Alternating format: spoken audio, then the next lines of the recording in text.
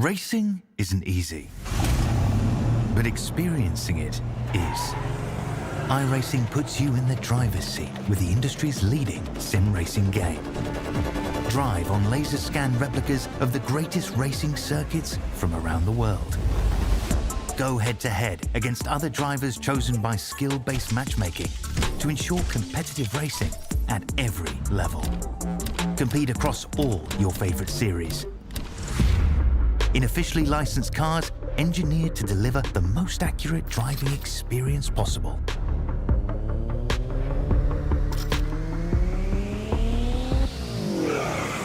Join a race or host your own with players from across the globe.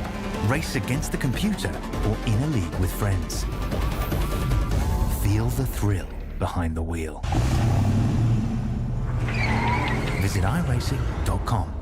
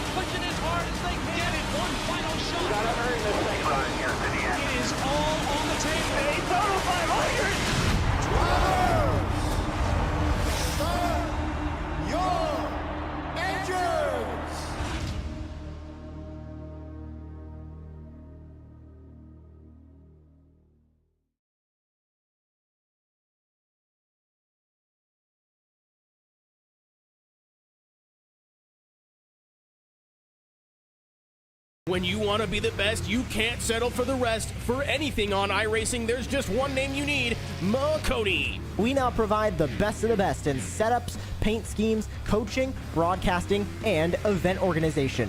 With cars across all 4 license classes, we have what you need to hit the track with confidence. Grab a subscription and save money while going fast at MaconiSetupShop.com/subscriptions. And remember, at Maconi Setup Shop, there are setups, but your victories.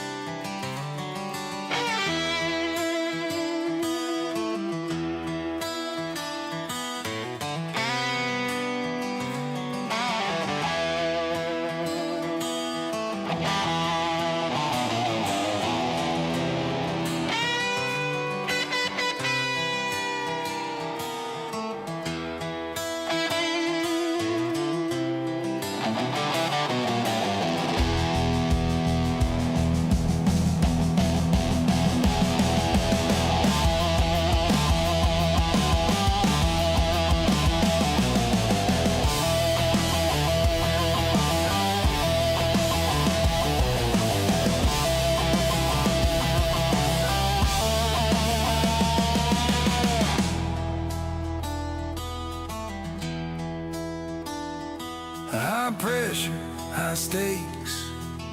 It feels like the whole world's watching every move that I make. Another sunrise, another warning, but I'm still learning how to hold the line, how to quiet down the noise inside.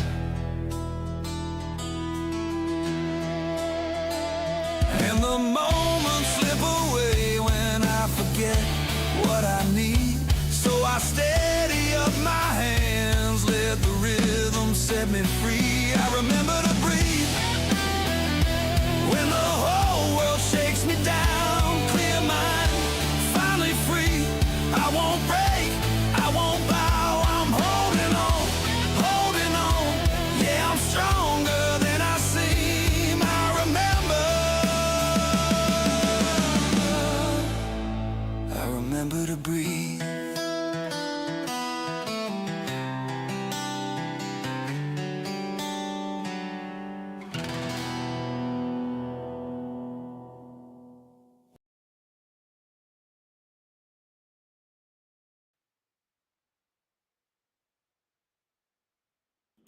Good evening, good morning, good afternoon, ladies and gentlemen, and welcome back into High Side Motorsports for Season 2, Round 1 here this evening as we come to Daytona International Speedway for the Battle at the Beach 200. We're live here on Infinity Broadcasting this evening, and the series is brought to you, of course, by Maconi Setup Shop, Rinker Construction, Remodelling, Life Path Realty in the Greater Metro Atlanta area, Safe Electric and Plumbing, us here at Infinity Broadcasting, and Blackheart Designs as well. Hamish Munro here with you. Joining me this evening, and for the rest of this season as well, is Chasen McCook alongside Chasen. We come into tonight. Daytona is always a crapshoot of a round. Anybody can win if you can survive the chaos, if you can stay out of pit lane, and if you can set yourself up well, you could take home a bunch of points tonight across the 2 stage breaks and the race end as well, and could start your season off with a perfect bag of points if you can keep it out of the wall and keep it out of pit lane. Oh yeah, really excited to see what these guys have in store for us here tonight. I think it's going to be a really interesting battle. Like you said, you never know what's going to happen at Daytona. It's all about survival out there and keeping that car on the track and out of trouble. Yeah, well, it's sometimes can be a easier thing said than done, and we know the sort of chaos that Daytona can bring as well, especially from the last time we were here. We saw quite a few cautions coming out, and obviously with 2 guaranteed cautions this evening with those stage ends, that could change things up a little bit. What it does do is, though, it gives the drivers the ability to split this race into quarters pretty much. Once that first caution comes out for the stage end at lap 20, we'll then obviously see everybody come in. That's around about the length of the fuel run anyway to that point of the race. Then we go out to lap 40 for the second stage end, where again we should see drivers coming into pit road, and then around about lap 60 should be the run of their fuel. And that's around about we're going to see them coming into pit road as well.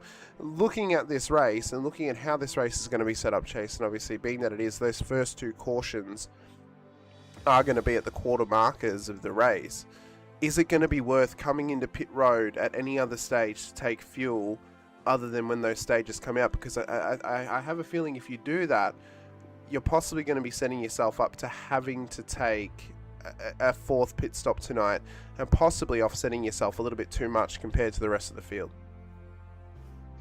Yeah, if we see a lot of green flag racing here, that could upset you towards the end of the race.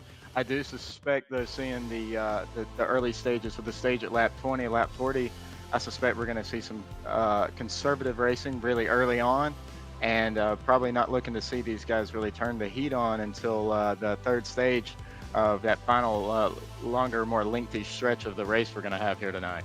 Well, we'll obviously get all those questions answered for it all throughout. Looking at the season calendar, of course, last week the clash at Nashville Super Speedway was a non-points paying round and the season opener, giving us a little taste for what's to come this season. Round 1 tonight, Battle at the Beach 200, the first points paying round.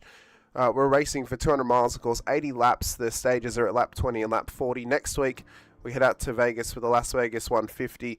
100 laps, 44 will be the stage. Worldwide Technology Center will then make its debut in round 3. Pocono returns in round 4, and New Hampshire Motor Speedway to round 5. Then we find the in-season tournament beginning in round 6 at Michigan International Speedway before having a week off from the in-season tournament for the All-Star race at Martinsville. Then to Dodge City 250 at Kansas Motor Speedway 2 weeks after in round 7. We return into the in-season tournament for that one. The road course race of the regular season at Sonoma Raceway for round 8, to Richmond Raceway in round 9 for the semi-final of the in-season tournament, and then round 10 the Frogman 150 at Homestead Miami will find us for the end of the in-season tournament. Before round 11, Rocket City 170 at Talladega Super Speedway will find us at the regular season end. We then look to the chase as when it begins. The first chase will be out at Chicagoland Speedway. The second will be at Watkins Glen International before the run home. For the third chase, the Macho Ham 250 at Bristol. The fourth chase being the Safe Electric and Plumbing 150 at Phoenix. And the final chase, the Charlotte Classic, returns for 150 miles. Once again, it's a hot calendar, it's a great calendar, and ultimately, Chasen, it's going to take grit, it's going to take tenacity, and it's going to take a fair bit of survival, but also a fair bit of driver skill across this season to survive the first 11 rounds to get yourself into that chase and to fight for the championship. Oh yeah, this is one hell of a schedule they've got going on here. I think this is really going to boil down to consistency. Who is going to be the most consistent driver throughout this 18-week series? I think with a schedule like this, that's what it's really going to take is patience and consistency, and I think that's who we're going to end up seeing come out on top with the championship here at the end of this series. Now, looking at this calendar, which round, or maybe which 2 rounds are tickling you the most, Chasen? Which 2 are screaming out to you as they're the ones that I'm most excited for? Because for me, it's got to be probably Homestead Miami and then Charlotte. Knowing how good the Charlotte Classic was last season, I'm so looking forward to it again. I was looking forward to it so much that I'm sponsoring that round this season.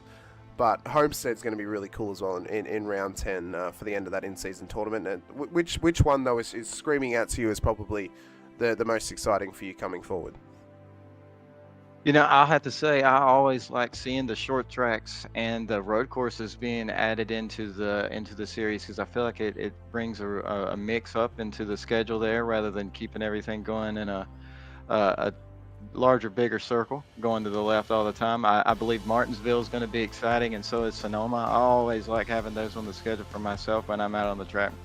I feel like it sometimes can change things up quite a bit from what everyone's used to throughout the series. Well, I am a big fan of road courses, and those are bound to be as exciting as ever. Qualifying is about to begin, and the drivers are just heading out there right now to get themselves prepped and ready for their first laps here in the qualification process. Exciting times, of course. Qualifying can have some good onus on it here tonight, and ultimately drivers are going to have to try and perform across qualifying, Chasen, just to maximise on where they may be starting this race, but also it's going to give them some good onus in through pit lane as well. Obviously a higher starting grid position will get you a better position in pit lane. That can be huge come the end of this race if you've got yourself a good slot in pit lane and it's not too early down that run.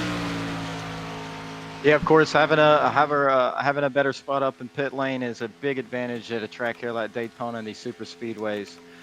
It'll be interesting to see how close everything ends up being here in qualifying. It looks Daytona usually ends up being pretty close, and it usually falls down to just a couple hundredths of a second there. Yeah, well, we'll see how close the times are going to be, of course. Now, no draft in qualifying. There's solo qualifying laps for these drivers. Damon Marotta is about to cross the line and be the first car to finish a lap in the qualification process for round 1. He crosses the line, goes 48.12. And behind him, Stephen Linger looks to cross the line as well. Cliff Adams, Blake Hewlett come across. Pruitt goes up to P4 with a 48.13, actually matching the time of Cliff Adams ahead of him. Robert Stevens Jr. to P5 as well. Linger up to P6, opposing Kareem. Austin Stewart and Ryan Hatch make up the top 9 as well. Interesting to see where the likes of Bailey Brannon and Charles Rinker could find themselves here this evening, as well as drivers such as Kevin Winker, Zach Smathers, even to Paul Harris as well, who did have a good run at the Daytona 500, finished 3rd place in his split. Watch for opposing Green as well tonight.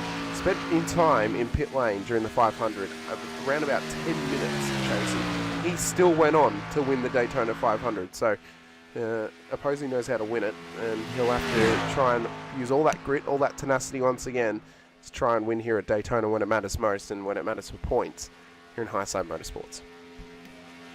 He'll definitely be one to keep our eye on tonight. As we see, he comes across the line. He gets a 48.15. And one thing I'm really excited about with this series is these guys running the Gen 6 car. I think it's an incredible car. I think it's a very well driving car, and it's really cool to see these guys out here running this older version of the NASCAR. Well, of course, the next gen can be quite contestive, and in terms of people's opinions about it as well. I mean, where do you sit on the debate of Gen 6 versus next gen? Are you a next gen fan, or are you kind of one of those NASCAR fans who thinks, oh no, Gen 6 was much better? Get the next gen. I 100%. I 100% definitely lean more towards the Gen 6 side of things. Am I fully against the next gen car? I have to say no. Is it a lot different than what we're used to seeing in NASCAR? Absolutely it is. And I know I would like to, and I know as well as a lot of other NASCAR fans out there would like to see it go back to something similar to what we had with the Gen 6 and even the car of tomorrow, I could say. I think visually the next gen though is absolutely stunning. I think they look so. I think they're so well presented on track. Oh, but visually, yeah, 100%. visually, It's what you think of as a good. stock car. Yeah, they look so good on track. But obviously, a lot of fans are not a big fan of the fact that they're taking a more supercar style approach to how they're setting up the cars. And then, obviously, for iRacing fans as well, they're not all massive fans of how it actually drives as well.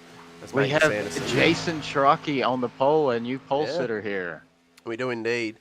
We'll see if Magnus Anderson can challenge that position. One of the podium finishes last week. He's on a run of 2 podiums in a row off the last round of last season at the Charlotte Classic. Get into the Clash last week. He only goes P18 on the road in his qualification process. 5 drivers have not set a time in qualifying. Mike Rinker, William McKellar, Nick Mercero, Jordan Miller and Jack Anderson have failed to set times. Everyone else has managed to get one in here this evening as we will prepare ourselves for the starting grid once again here for round 1 out at the Battle at the Beach 200 here for Daytona International Speedway.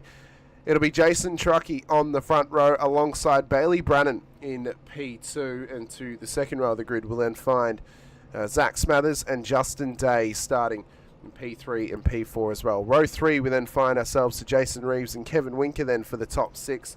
To row 4 we'll find Jesse James and Damon Marotta for the top 8 cars on the grid here tonight. To row 5 it'll be Cody Pruitt and Steve Scarborough then for the top 10. To row 6 find ourselves to Cliff Adams and Blake Hewlett for the top 12 cars in the grid order here tonight. To row 7 we find Charles Rinker alongside Ryan Hatch. Hatch missing the clash last week, but he has got some good pace. We'll see if he can maximise tonight here out at Daytona International Speedway. Row 8 and for the top 16 we find Dalton Henson and Aaron Smith making his debut into the series as the Australian. He'll start inside of the top 16. To row 9, oh no, I've gone back a row, that's my fault. To row 9 we find ourselves to Aposi Kareen and Magnus Anderson making up the top 18 cars in the order. To row 10 and the top 20 it's Steve Linger and Paul Harris starting at a P20 here tonight. To row 11 in behind them we find Robert Stevens Jr. and Austin Stamper starting alongside each other. To row 12 and the top 24 it's John Roberts and William McKellar. Row 13 we then look to Mike Rinker and Jack Anderson making up the top 26, and to row 14 in the final row of the grid it's Jordan Miller and Nick Mercero the back end of the field here this evening. But pressure's on now, Chasen. It's first round of the season. All your practice over the last few weeks and months comes down to this, and ultimately for these drivers tonight they've got to maximise not only through stage 1 but through stage 2 and to the race end as well. And this is now the point of the season where stages are going to matter more than the late season. This is where your stages are going to matter most, because bonus points are going to put you in a hot position, and if you can build a good championship lead early you can coast your way to the chase at the end of the season. And really you've just got to maximise your runs now early season, maximise your points hauls, stay consistent not only for the Drivers' Championship but the Teams' Championship as well, where there is a lot of pressure and there's a lot of teams out there with 4 drivers in them, and they're all gunning for that trophy at season's end.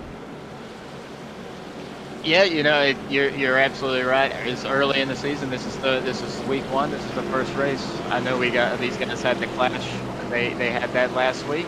It was not a points race, but this is going to be their first points race of the season.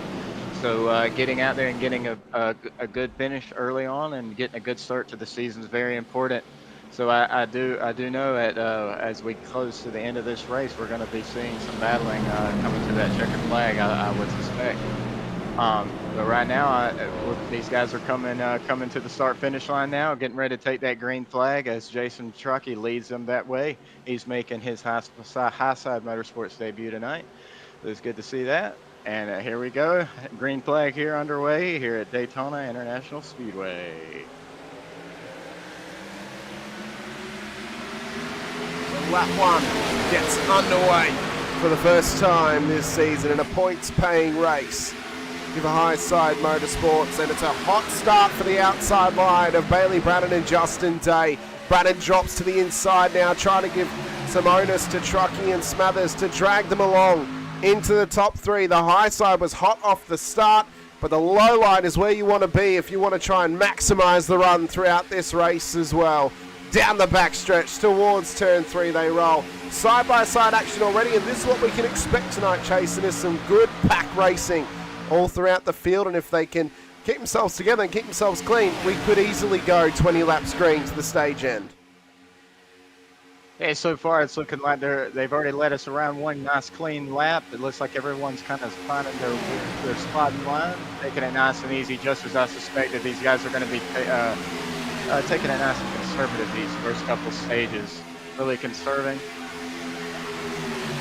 Going to try and conserve as much as possible, maybe save some fuel as well. And majority of the drivers who are further back, they'll be happy to sit in the traffic and sit in the train, because that's fuel that's being saved. And with that fuel save happening, as they start to dart low there just to try and jumping below the yellow line. Yeah, trying to maintain their position as best they can.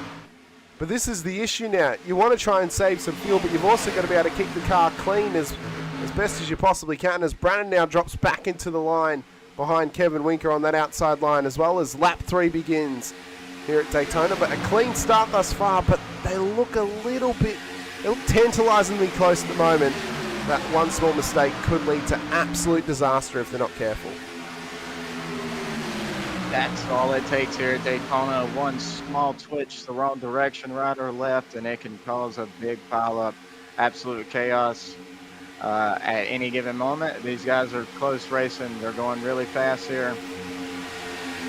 See, good amount of pressure starting to be formed for this field. Further back, we've got a little bit of gap starting to form between trains.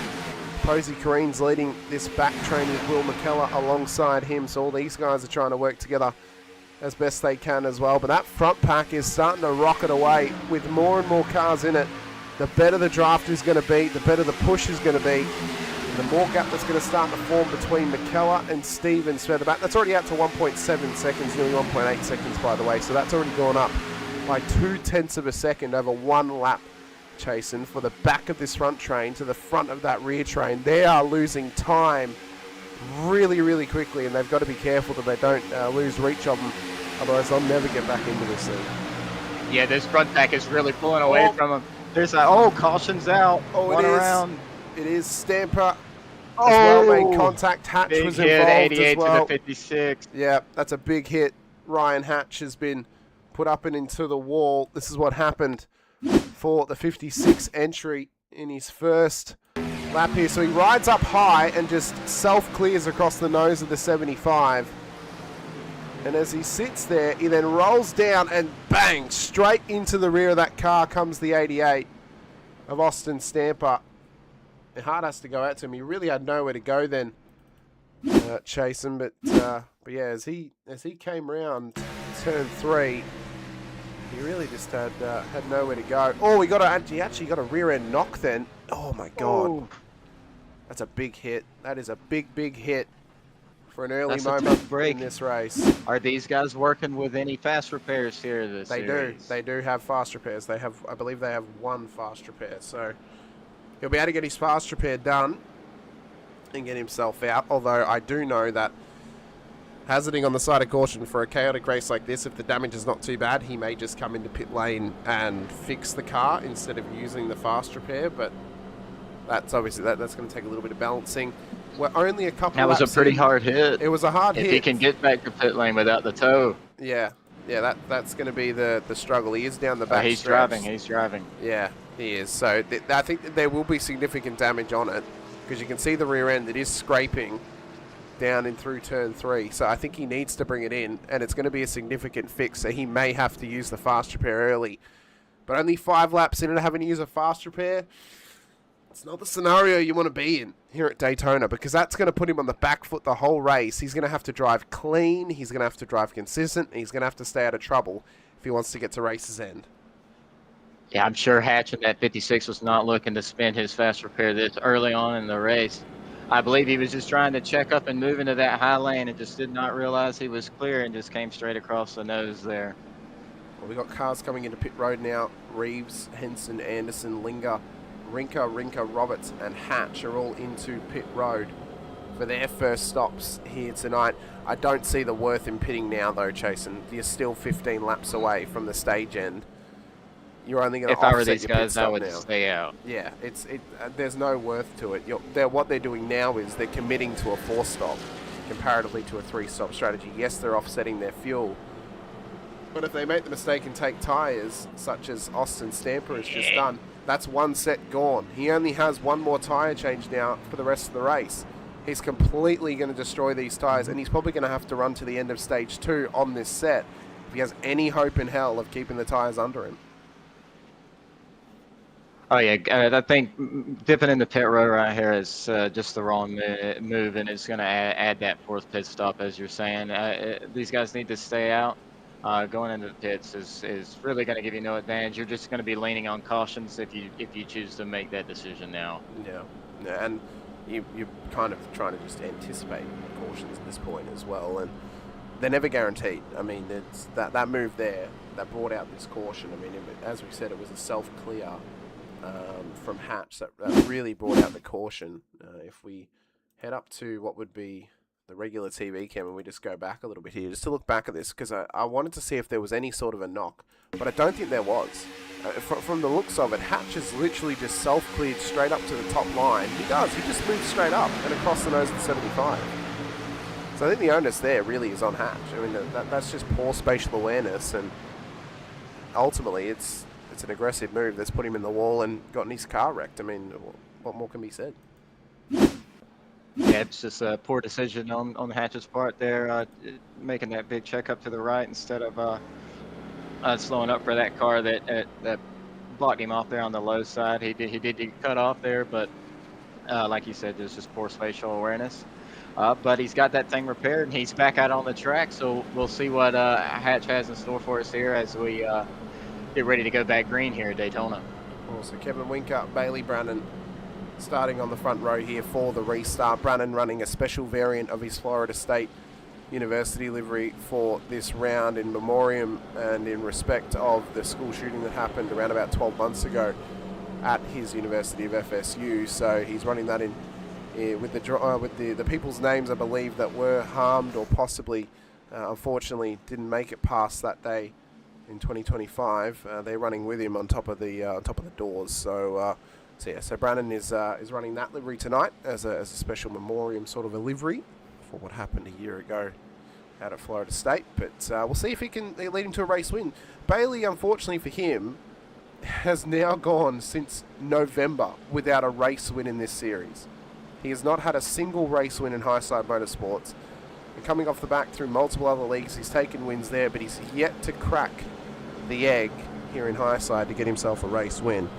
See if he can do it here at Daytona. It'll be a hell of a way for him to start his season, and would definitely be a way to get it off his shoulder as well. But pace trucker look to come in to pit lane on this lap by Kevin Rinker, Bailey Brannon, Day, Marotta, Smathers, Trocky, Pruitt, Harris, James, Scarborough, the top 10 for the restart of the first caution of this race. Who can maximise running forward, and can we get a good, clean run as they push their way forward? But we'll be looking and hoping that we can keep it nice and tidy as well. Pace truck in, restart zone, about to get lit up once again. Green flag at Daytona.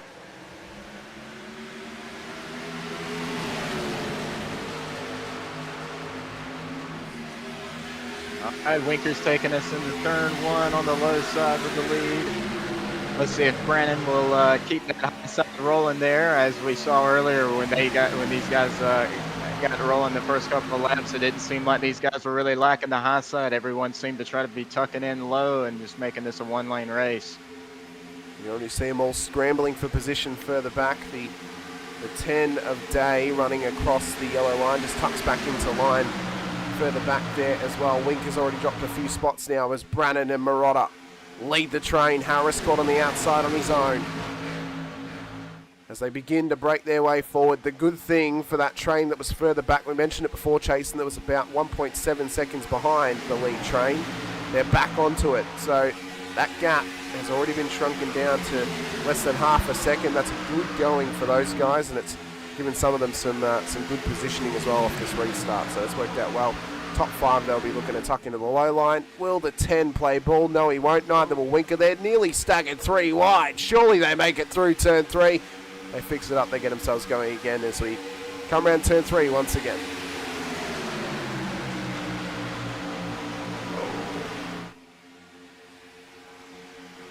I mean, it is just... Well, the 42 of Rinker's taking Truckee on the outside. I think he's trying to get Truckee to give him some help out there on the outside to get something moving out there. He's not getting any help.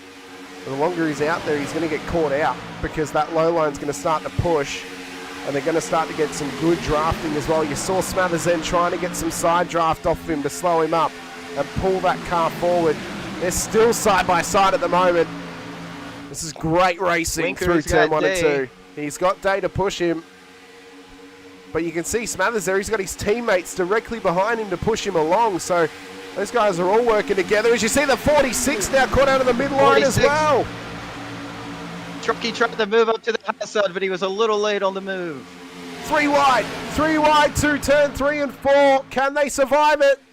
They managed to make it through, but they're still 3 wide up through the triangle. Unbelievable. Unbelievable. Already, these guys are starting to get a little dicey early in the race. It's only lap 10 and they're already 3 wide. They're going to be 4 wide by the time we get to lap 50. My God, it is unbelievable stuff. Brannon into the race lead, but this is doing him no favours because he's saving no fuel right now at the front end of town. Watch for him to have a much longer pit stop than anyone else through the stage end because he's saving nothing at this point at the front end. He's probably saved, what, 2 laps? Chasing through that caution period. Other than that, he's getting no fuel save at the front, and that's going to hurt him later on in this race. Yeah, he's wide open. That's always the bad part about running up in the front. You can feel safe, and it's not to have wide open air right in front of you, but it is a fuel problem. Those guys behind you will be saving fuel, and you're burning off a lot more. But he just looks like he's let Smathers around him so he can tuck in behind him, and maybe he can start saving a little bit of fuel now that he swapped out the leader there. Yeah, Smathers went up to the lead, but now Rinker takes it back on the high side as well. So Smathers will lead the low line on board the 5 entry. And just trying to push himself. Rinker followed by Truckee on the high side. Got some momentum building here. They've got good momentum, and they're pushing on hard. You can see it. Look at that, perfectly 2 wide all throughout this field. Unbelievable to see some great pack racing like this, Chasen. And well, pressure's building towards the end of this stage. We've got 8 laps to go before the stage ends, and Rinker runs it into the race lead as Harris drops low to drag his teammate along. Oh my God, they're 3 wide. Got a little dicey there going. Another 3 wide going into 1 there. I was just going to say, it looks like these guys are starting to settle out and find their spot in the pack, but they are still kind of going at it hard here in the first stage. I've got to say, the fact that they've run 3 wide probably 4 times now across the last sort of 3 laps, the fact they've kept it nice and tidy is astounding. And it's great to see. It's beautiful, clean racing. And, you know, it gives me a bit of faith that we may actually get a long green run tonight, Chasen. I think seeing racing like this and how they're driving, we could get one between stages. Oh, bit of contact though, side by side. Bit of poor spatial awareness. On the track to the triangle. What a save there. Unbelievable. Hewlett there, a little bit of poor spatial awareness, but they somehow make it through. 3 wide again as they stagger through turn 1 and 2, but I don't know how Harris saved that. That was unbelievable. The sort of driving acumen that takes is a great piece of pressure, but yeah, the 8.7 just dropped a bit low, gave a door, realised there was a car there and fixed himself up fairly quickly. That could have ended very poorly though if he didn't realise. Oh, I know all the drivers behind it, when they saw that car dip into the infield, I know they got real nervous when they saw that, Hamish. I mean, they were so nervous, absolutely. As we come through, 6 to go in stage 1.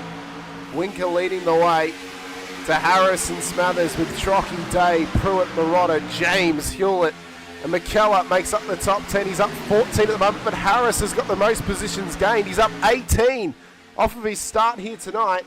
He started all the way back in P20 and he's already up to P2 and a great run. See as well, good battling further back. Jack Anderson back in the field, fighting inside of the top 20 as well. with some good pressure starting to form there. 3 wide back into with Brandon McKellar. Is that Stevens on the outside? Unbelievable. So even further back, the back racing is intensifying, and it's not Stevens actually. It's Scarborough on that outside line. And Brandon tucked in the middle there. Just tucks up onto the high side as well. Oh, there's a little bit of... Oh, just a little... They get smushed together a little bit there. Another amazing save. Man, what some driving these guys are doing out there. It is absolutely amazing they are keeping a hold of these cars out there like this. I'm bewildered. I'm gobsmacked at how they've been able to keep this nice and tidy and keep themselves into it as well. But the fact that they've been able just to push on has been an incredible showing as they continue to push this race to its very limit. To races I suspect these guys are going to turn the heat up a little bit as we get towards the end of the stage because they are earning bonus points for where they finish in the stages, correct? Yeah, that's right. So Justin Day, who we saw have a cracking start tonight, is back up into the top 2. You see Smathers getting a bit of push there from Marotta in behind him as well. So he's going for this one, but Rinker covers the outside line and holds him up just a little bit loose for Smathers though. Looks to drop low. Rinker gives the block, but Smathers goes up to the high side. Almost played the dummy there and called Rinker down low. And that's cost him. And now Smathers to the race lead as they turn around turn 4. And Smathers, looks like Smathers is going to bring us to the start-finish line P1 this time around with 4 to go. 3 to go, 3 to go. The Smathers leads to Marotta, Harris, Rinker, McKellar as well. It's all about momentum. Have you got the momentum swing to get your car forward and get your race off to a hot start in stage 1? It'll be 2 to go when we cross the line. They're 3 wide once again down the back stretch, but they tuck in for 2 wide action once more. Smathers though, just I believe one to watch is field. Justin Day. This 10, the 10 car is one to keep your eye on. I think he's kind of playing it calm right now. I think he's really waiting to make his move here in the next lap or 2. I think he is. He wants to find a good run. The problem is he's getting caught out here as they're getting loose once more into the tri-oval. Oh, up in the wall goes Scarborough. Oh, they've got to be careful if a caution comes out now. They're 3 wide again. Unbelievable. Caution's out. Stage will end early. Caution with 2 to go. And it was Ryan Hatch and Robert Stevens have been off the road. Stage will end early. And this is how it's happened. That'll be a tough break for Hatch here. He's already spin up one. He's got wrapped up in another one. I know Hatch can't be happy with that right now. Oh, no. So Hatch, I think, actually just ran low. But we'll try and get a looks like Hatch is not in this one. No, he's not. I think he just ran it low off the road and to take evasive action. So this is what actually happened. So Anderson hooks up Stevens and straight into the side of the 75. That's 2 times tonight now that car of Jason Reeves has been caught up in someone else's mistake. And around they go onto the infield. In a hot incident. But that's going to end the stage. Stage performance as well. It looks like Jason Reeves got out of there with not too much damage there, but I know he's got to be frustrated on his drive back to pit row right now. Yep. Yeah, that's not going to help him at all. So, stage end was Rinker to Smathers, McKellar, Marotta, Trockey, Harris, Day, Hewlett, Pruitt, and Brannan was inside of the top 10 for the stage end. Pace truck is out. We'll see pit lane light up once more as we prepare for what is bound to be a hot second stage of this race. But that was fantastic racing, Chasen, through stage 1. Give me more though for stage 2. Give me more of it because that was some fantastic racing. Absolutely exciting. Yeah, it was absolutely incredible. We've already got some chats out there tonight as well, by the way. So great to have you all watching along with us. Random was in the chat earlier. Can't believe I have to miss WrestleMania because they didn't move this. I don't worry, I'm missing it as well. KW42 in the chat as well. Let's go. Season 2 opener. Kelly Parker. Let's go. The number 17 and Jesse James. Lee Mack saying, let's go. Let's see some lid skids. Death King Master walks to counter. Hey, I would like a 92. The McKellar with a side of first place for my drink. I'd like a championship. Jack Anderson was out there under the last caution, by the way, on his phone chatting away with us. At least I could drink my coffee in cautions. The discount tyre theme on the 58 tonight. And Rhiannon was back out there giving the love to Infinity Motorsport. Hot start to their season as a new team in the series, chasing 2 cars in the top 10 in stage 1 with Smathers and Harris up there. That's a great run for those guys. As first pit stops in caution for the majority of the field as they come into pit lane now.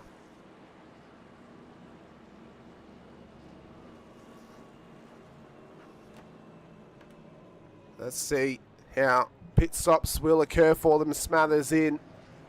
Rinker's in as well. Truckee in too. So pit lane is heating up for the first time. Everyone's in pit lane as we would have suspected. Rinker's already out.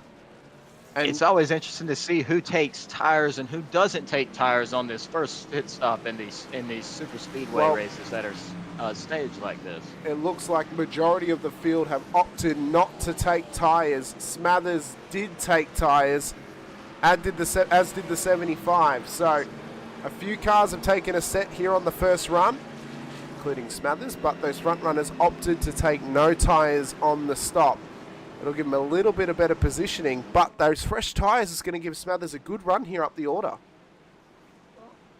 Yeah, taking the tires always can help out as we head towards the end of the race if the guys up front choose to not take tires throughout the remainder of the race, which is a common occurrence in these super speedway races.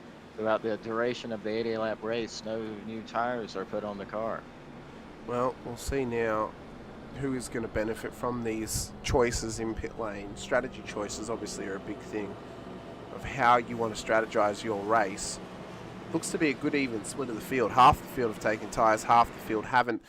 The thing that I think is going to offset them though is, right, and this may be an issue, when we come into pit lane next time by at the stage end, half the field's not going to have to take tyres, so they're going to offset this now once again, and it will reset, and the rest of the field's not going to take, is going to take tyres.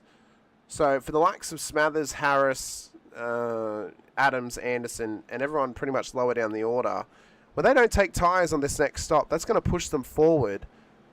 And the reason I'm mentioning this is when we actually then get to the final stop of the night, Chasen, everyone's going to have to take tyres. So really, I think there's a little bit more onus now on, maybe the smarter choice was take tyres now, don't take tyres on the second stage, get track positioning, because ultimately when you get to a green flag stop scenario later in the race, track positioning is going to be key. And if everyone's taking tyres, no one's going to have an advantage over anyone else. Oh, absolutely, 100%. It'll be interesting to see when and where the guys decide to take their tires. I suspect we're going to see. I suspect we're going to see what you mentioned. Come at the end of this stage 2, we're going to see those guys take tires. I would say so. You'd be hard pressed to see them do more than 40 laps on a single set. You'd be. I mean, they'd have to go to lap, because critical lap tonight is lap 59. They'd have to go 60 laps on a single stint of tyres to really make that worth their while if they don't take them on the next stop. So, second caution is out though. We'll see how long we can go green through stage 2. It was a good green flag run though, from lap 5 up to lap 19, where we saw that caution come out. Worked out well for some of those drivers. Yeah, it was an incredible race and a good green flag run. The caution came out. I think these guys just started battling hard towards the end. At the end of that stage, that's all it was to it. Just some hard racing. Yep, hard, good racing. And again, fuel strategy tonight, we're not going to know where drivers are truly going to be until we're out of that final pit stop, until we're out of pit lane for the final time. We don't know what the orders are going to be like. How the cautions run, how the incidents run, that's going to determine this race. It's going to lay the foundations for a possible win for some of these drivers out here as the pace truck will come in. We'll prepare ourselves for the restart once again. To the restart zone we go. Kevin Rinker on the high side to green flag running. Lap 2 of 20 for stage 2. Make it lap 3 as we reset ourselves once again. That'll have to reset though. Up to 20 laps for the stage. Restart was a little squirrely. They had a couple cars down below the yellow line and coming to the tri-oval. I think they got a little bunched up there. Yep, they all had the pressure applied to them very early on. Justin Day back in second place. He's one to keep your eye on. I think he's going to make something happen tonight. I think he will indeed. As stage 2 pressure's on. Justin Day's got some good pace though up into P2. Don't throw the nose up at Rinker though. He's got great pace and he's on a run right now of 2 wins in a row. From the last round of last season to the clash last week. He wants a 3rd win and he wants it here tonight at Daytona. As Smathers caught on that outside. Pressure's building though. You've got to try and keep it clean at this stage of the race. There's no time for error and no time to be put back in pit road at this point in time. Smathers is asking for help. He's begging for the help out there on the high side. And looks like Trocky's popping up to help. Oh, he popped back down. It's 16 cars below the yellow line. I'll tell you what though, Pruitt there. Great reaction from Pruitt. Great reaction to drop low knowing that the car was coming down. It looked like a big snap for the 5. But really smart decision by the 16 of Pruitt there. He got back on the track safely. He wasn't in a hurry. I think he realizes that he still has plenty of time to make something happen in this race. He still has one stage coming up here in 23 laps. Yeah, that's right. Or less than 20 laps. Yeah, I'm sorry. No, that's okay. Yeah, I mean it was a great run for him and a great reaction as well in the backstretch. Kept himself out of trouble. And the high side, they're trying to make it work, but no one's willing to play ball right now. They all want low line. They don't want high side. They don't want too wide. They want to keep it single file. But the high side are trying to make this thing work for them. Led by Smathers with Harrison behind him. Brannon as well is now down on that low line who looks to push forward. As he's got Mike Rinker right in front of him with lap 6 of what has now turned into 23 laps for stage 2. It was extended by 3. I think we're going to see Truckee trying to jump out on the high line in front of Smathers here as we come out of turn 3. He's been searching for it, just hasn't got the timing right. Yeah, he wants to run. He's got to be careful though of the positioning. We're right on board with Mike Rinker, who's tucked right up in behind Truckee right now. And you can see him darting across the road back and forth, back and forth. There you see Smathers alongside him. So now that opportunity for Truckee to go high has missed out as the high side has started to form. And there you see Rinker covering the outside again. Oh my Lord. Unbelievable stuff. Harris and Smathers to the inside. Rinker covers it though. Went down the 72 Murata. He's caught it on his own now, Chasen. He's trapped up there with no one to push him. He's going to get pulled back like a parachute. We have the 11 of Dalton Henson creeping up into the top 5, making his way up. Oh, he's getting a little dicey back there. It's getting real dicey. Smathers and Harris to the top 2 now. They lead the field through turn 3 as Rinker's now caught back in P3 here up inside of the top 5 with lap 8 of stage 2 about to begin.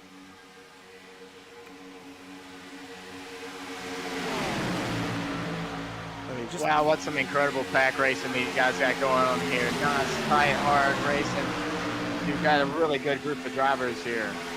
I mean, I was about to say the exact same thing. I mean, the pack racing has been fantastic tonight. Couple of mistakes here and there that have brought out our cautions, but ultimately the pack racing has been incredible. Now, there is some big gaps starting to form further back in the field, by the way. 3.7 seconds between Linga and Miller. That's created a small group.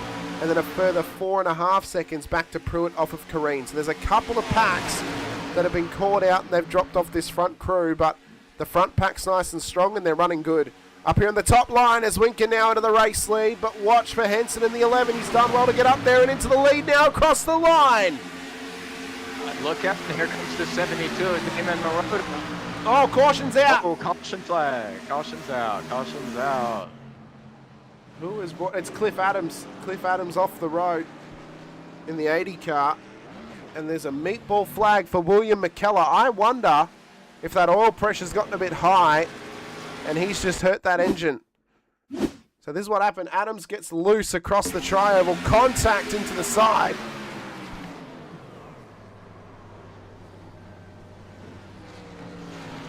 Contact into the side there. That actually explains why McKellar has the...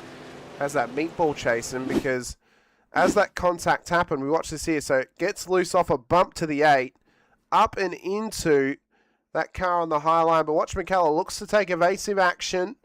And the car that was knocked up to the inside, contact's made, and I think there might be some steering damage on the 92 thanks to the contact with the 91 It's a entry. big hit to the right front of the 92 there. Big hit. That's unfortunate. He had absolutely nowhere to go. So he's now into pit road. We'll look to take that fast repair for Cliff Adams. McKellar will be in as well, we assume, but now it comes down to fuel save. Once again, no point coming in now. You're only going to force yourself to take a 4th stop tonight. We only know that realistically, right, we know that critical lap's lap 59, so you've got to get to 59 with as little pit stops as possible. Taking that extra stop's going to offset you, yes, but it's never going to get you to 59 based on the fuel running of around about half a gallon usage per lap. Absolutely. It's all about survivability here at Daytona. Just trying to make your way to the end of the race. You got to be one of those cars that survives for the long run. Well, long run, pressure built as well, and Henson will look to have a restart here tonight off the front row. Brannon will be up there with him. Rinker as well. Marotta, Hewlett, Smathers, Stamper, Harris, Anderson, and Day will be inside of the top 10 for this restart. Been great racing tonight though, Chasen. I mean, we've seen some fantastic pack racing as we mentioned. I'm actually very impressed, and I think that these cautions that have been coming out have not been egregious moments. I think the only one was probably the first where it was a bit of a self-clear, but maybe some tarmac rust at that point, as Brannon's going to try and fake coming into pit lane, but he hasn't actually pulled up before the yellow line, so he needs to be careful of that because he doesn't want to get caught out. But yeah, I mean, it's just some great racing as cars are coming in. Linger, McKellar, Miller, Hatch, Stevens, Pruitt, Magnus Anderson, John Roberts all into pit lane now. So those cars further back are coming in. But again, I don't see the Worthing coming in right now. You're only going to offset yourself. And again, you're forcing an extra pit stop on your race. It's not going to help you get to the end.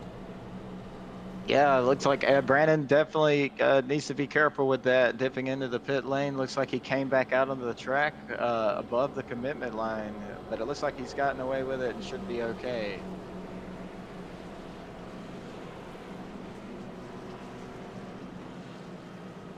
Jack Oz in the chat with us, stating he can smell what Paul Harris had for breakfast, as he's tucked up right behind his keister right now in this train.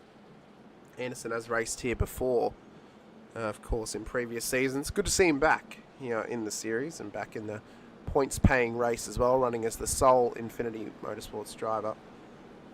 As he tucks up behind Paul Harris, Austin Stamper, Zach Smathers is up there as well. But again, I mean, just fantastic racing that we've seen tonight. I mean, it's been unbelievable. It excites me for the rest of this season. It excites me for next week in Vegas, the Las Vegas 150. I mean, that's going to be a fun one for sure. It delivered last time with a great race once again, and I'm excited for it. And I think this season Daytona's delivered once again for us here in the opener for the Battle at the Beach 200. It really, I think we saw some great racing last week at the Clash, and tonight it's happening again. We're building for a great race and a great season, and ultimately, as I said, we're not really seeing anything that we can pick apart in this race and say that was poor or that was really bad. Majority of the incidents have come from a little bit of tarmac rust, maybe a little bit of lack of practice possibly, or just some brain fade. There's not really been anything that's ultimately been egregious tonight, Chasen. It's been relatively clean and just some great racing. Oh yes, absolutely. The racing tonight has been absolutely superb. Just from what I've seen tonight, I can expect it's going to be an absolutely incredible race at Las Vegas next week. It's also one of my favorite tracks. Not only just to watch a race at, I love to run that. I love to run that racetrack on iRacing as well. So I'm really looking forward. I think we're in for a really exciting 18-week season here. Well, I'm excited for it as well. It's going to be a bunch of fun, and you can join us by clicking the like button to subscribe. The bell icon as well, so you're notified whenever we go racing here with High Side Motorsports. And if you want to get in the chat with us, all you got to be is a subscriber for 30 minutes on the channel, and then you can get into the chat with us as well all throughout the season. So you can help support us, help support these drivers, and help support all the series that we broadcast here on the channel as well. Henson and Brannon will be on the front row for the restart. Rinker, Marotta, and behind them, Hewlett, Smathers, Stamper, Harris, Anderson, Day, Then it'll be James, Trocky, Rinker for an all Rinker 7th row. Kareem, the top 15, alongside Smith with Mercero, Reeves, Hatch, Scarborough, Magnus Anderson, Jordan Miller, Stevens, Pruitt, McKellar, Roberts, Linger, and Adams will make up the field for the restart off this caution. Pressure's been building, Chasen. Pressure for them to perform now throughout the rest of this race and to get to the stage end. We'll see if they can make it with less than 10 to go in stage 2. But Henson's looking good for some points, as is Brannon, as is Winker and Marotta. Could there be a good late run, though, for some of those drivers who finished high up the order in stage 1 to finish up there once again? The likes of Smathers or Harris or even a Hewlett, or could an Anderson sneak his way forward from back in P10 to bank some good points? Time will tell. Restart zone will get lit up. We'll see who can maximise here in stage 2.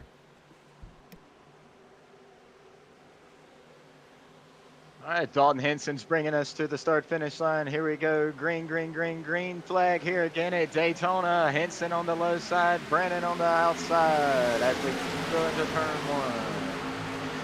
I believe we're going to see some interesting racing as we move into this last stage. I believe a lot of these guys are still really being conservative back there. Because here at Daytona, it can be anybody's race. You never know what's going to happen.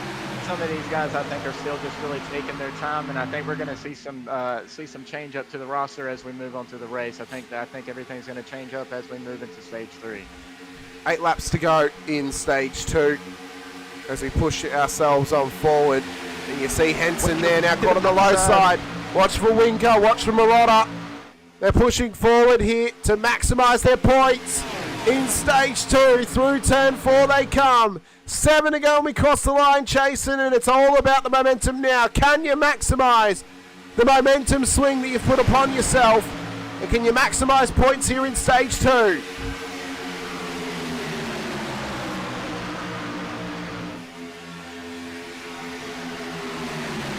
Maximizing points here is what it's all about, and as we're moving into the end of this stage, these guys are going to start fighting them again, trying to take that win here for the stage so they can walk away with those points. Having a points advantage here after the week 1 is a huge, huge advantage for these guys, and I know they're all after those points right now. Every single one of those guys out there, from first all the way back to 28, they're all chasing those points right now. It's anybody's race still at this point. It is indeed. Anyone's race, anyone's points on offer with 7 to go in the stage. Winker up to the lead.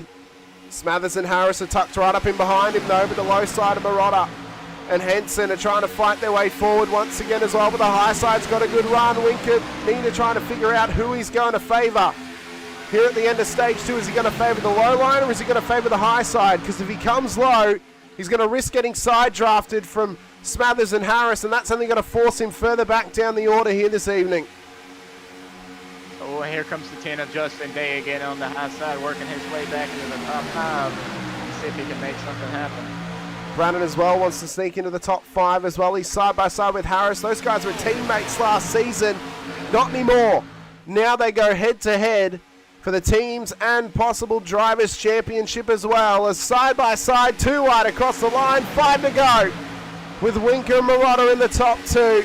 Smathers though trying to get a good run forward, as is Henson and Harris as well. Watch for Day and Brandon to take advantage.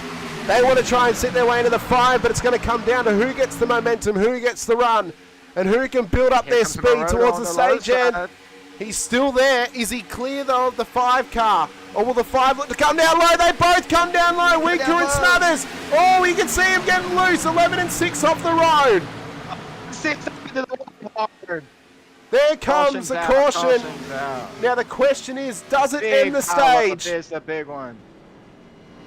Question is, does it end the stage, or are we going to go a couple more laps to get to stage end? We're currently now on lap 37.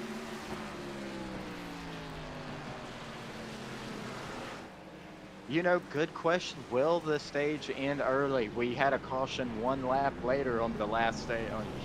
Yeah. Will this end the stage, or will they go 1 lap to get to green flag running? I think they're going to have to probably call the stage here, because multiple cars have got meatball flags ultimately. John Roberts, Bailey Brannon, Hewlett, Reeves, and Mercero. I mean, all of them have got big damage now. And this is what happened back here. So we'll try and get a good view of this for you. So Just a wild incident. They all got loose. You saw Brandon spun around. Look at that, the 75 getting stacked up on top of them. Oh my God. Unbelievable. I want to see, how did this happen to Brandon? The 75 was, it looked like he was crowd surfing at a concert. So let's see here. So the 8-7 and the 17 getting a bit of a push. That brings Brandon up to the high side. Contact into the 9 car. Look at the 75. He just gets forced up high by the 24. Massive stacking. But you were right, Chasen. This was the big one. And this was huge in terms of the race order.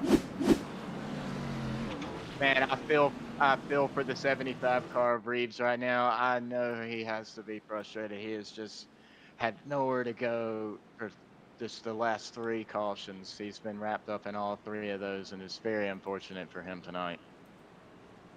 Well, they're going to come in. So Winker's in, Smathers, Harris, Scarborough has stayed out. Possible track position, but ultimately he's not really going to have the fuel to make it any further than this. I think this has actually ended the stage. I think it's ended the stage, and what a start to the night for Winker. Stage sweep for him through stage 1 and 2. He won both stages. Can he win the race? He's having to take tyres now. There's no tyres taken for Smathers and Harris, so this will get them great track position leading into the next portion of this race. But that's going to bury those cars that did not take tyres in stage 1. Was this a good strategy? Or is the other one, or is the opposite end the much better choice of those guys taking tyres early and not taking tyres now? Time will tell, but we're into the final stage of the race, and Mercereau and Scarborough, they've taken track position, but they're not going to make it much further on fuel. Mercereau came in on 36, so he has actually gotten ahead of those guys, but ultimately he has to go to the back of the field.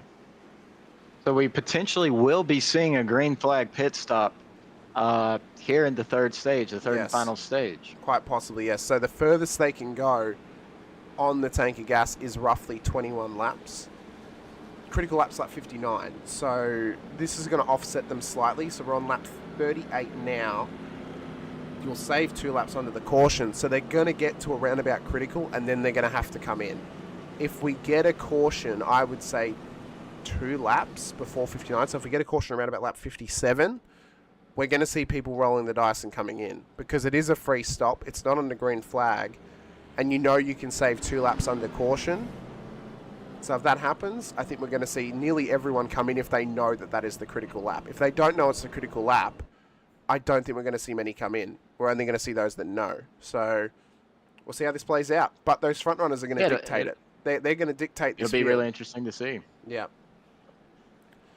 So the front runners will dictate it. Scarborough cannot go much further on this tank of fuel. He's actually probably locking himself into a green flag pit stop right now, because he has stayed out for track position, but ultimately if he takes a green flag stop, this is going to bury him a lap down. This is tentative waters now for Scarborough. I don't know why he stayed out, Chasen, now that we've had a stage end, because we're on lap 39. We're going to go green on lap 40. And he's going to run out of fuel. Yeah, he can only go that 21 laps. By the time we get to maybe lap 43, because they have had a caution previously, he's not going to be able to go much further, and he's going to have to come down pit road. If he doesn't, he will run out of fuel, and he won't make it to the race end.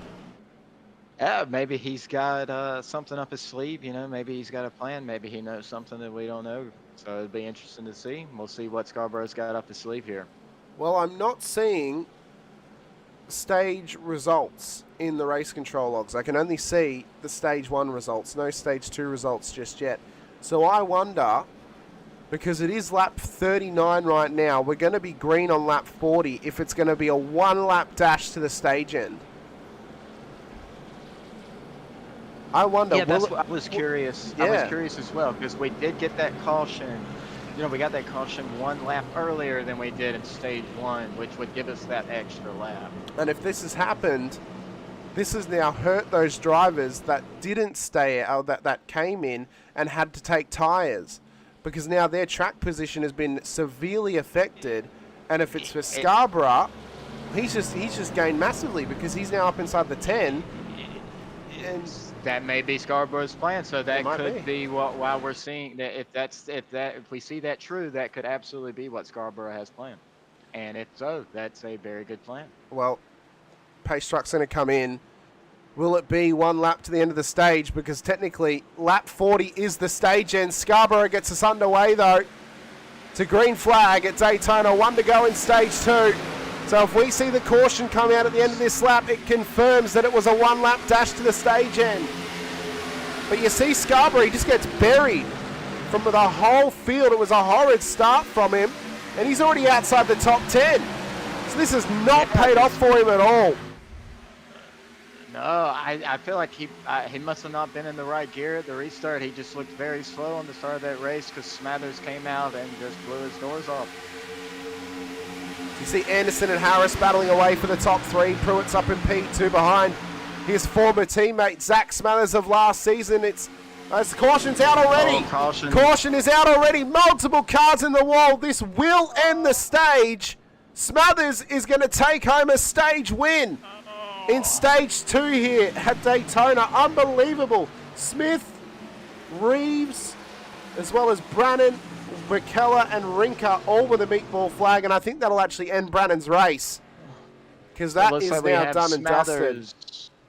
Smathers, Pruitt, Anderson, Harris, Day, James, Linger, Rinker, Truckee, and Henson as our top 10 there. To confirm, the second stage. To confirm, because I have now actually received the stage results, Chasen, that last caution did end the stage. That was the stage end technically. So, because of that, it was Winker, Smathers, Harris, Day, Marotta, Truckee, Henson, Rinker, James, and Stamper was the stage results. So that last caution did end the stage early. So, wow, multiple cars involved in this one that have brought out the caution. Let's watch it back here. But Bailey Brannon, heartbreak for him once again. Another cup break for Brannon. Yep. And so you see that actually that was the last one. So let's get the newest one. That's happened to him. So he was actually much further back. So I have to wonder, was there an incident further up the order that he's actually been caught up in? Because he's oh yes there was. Oh yes there was. Yeah, it looks like Scarborough is caught up into it. He was. So we saw him going slow. Smith's just dumped him up in the wall. And that has caused absolute chaos. That has caused absolute chaos back here. Kevin Winker was very lucky that he was not caught up in that. He was very, very lucky that he kept that truck okay. And in fact, he's been into pit lane again on lap 38. That was his last stop of... he has been in again. So cars are coming in.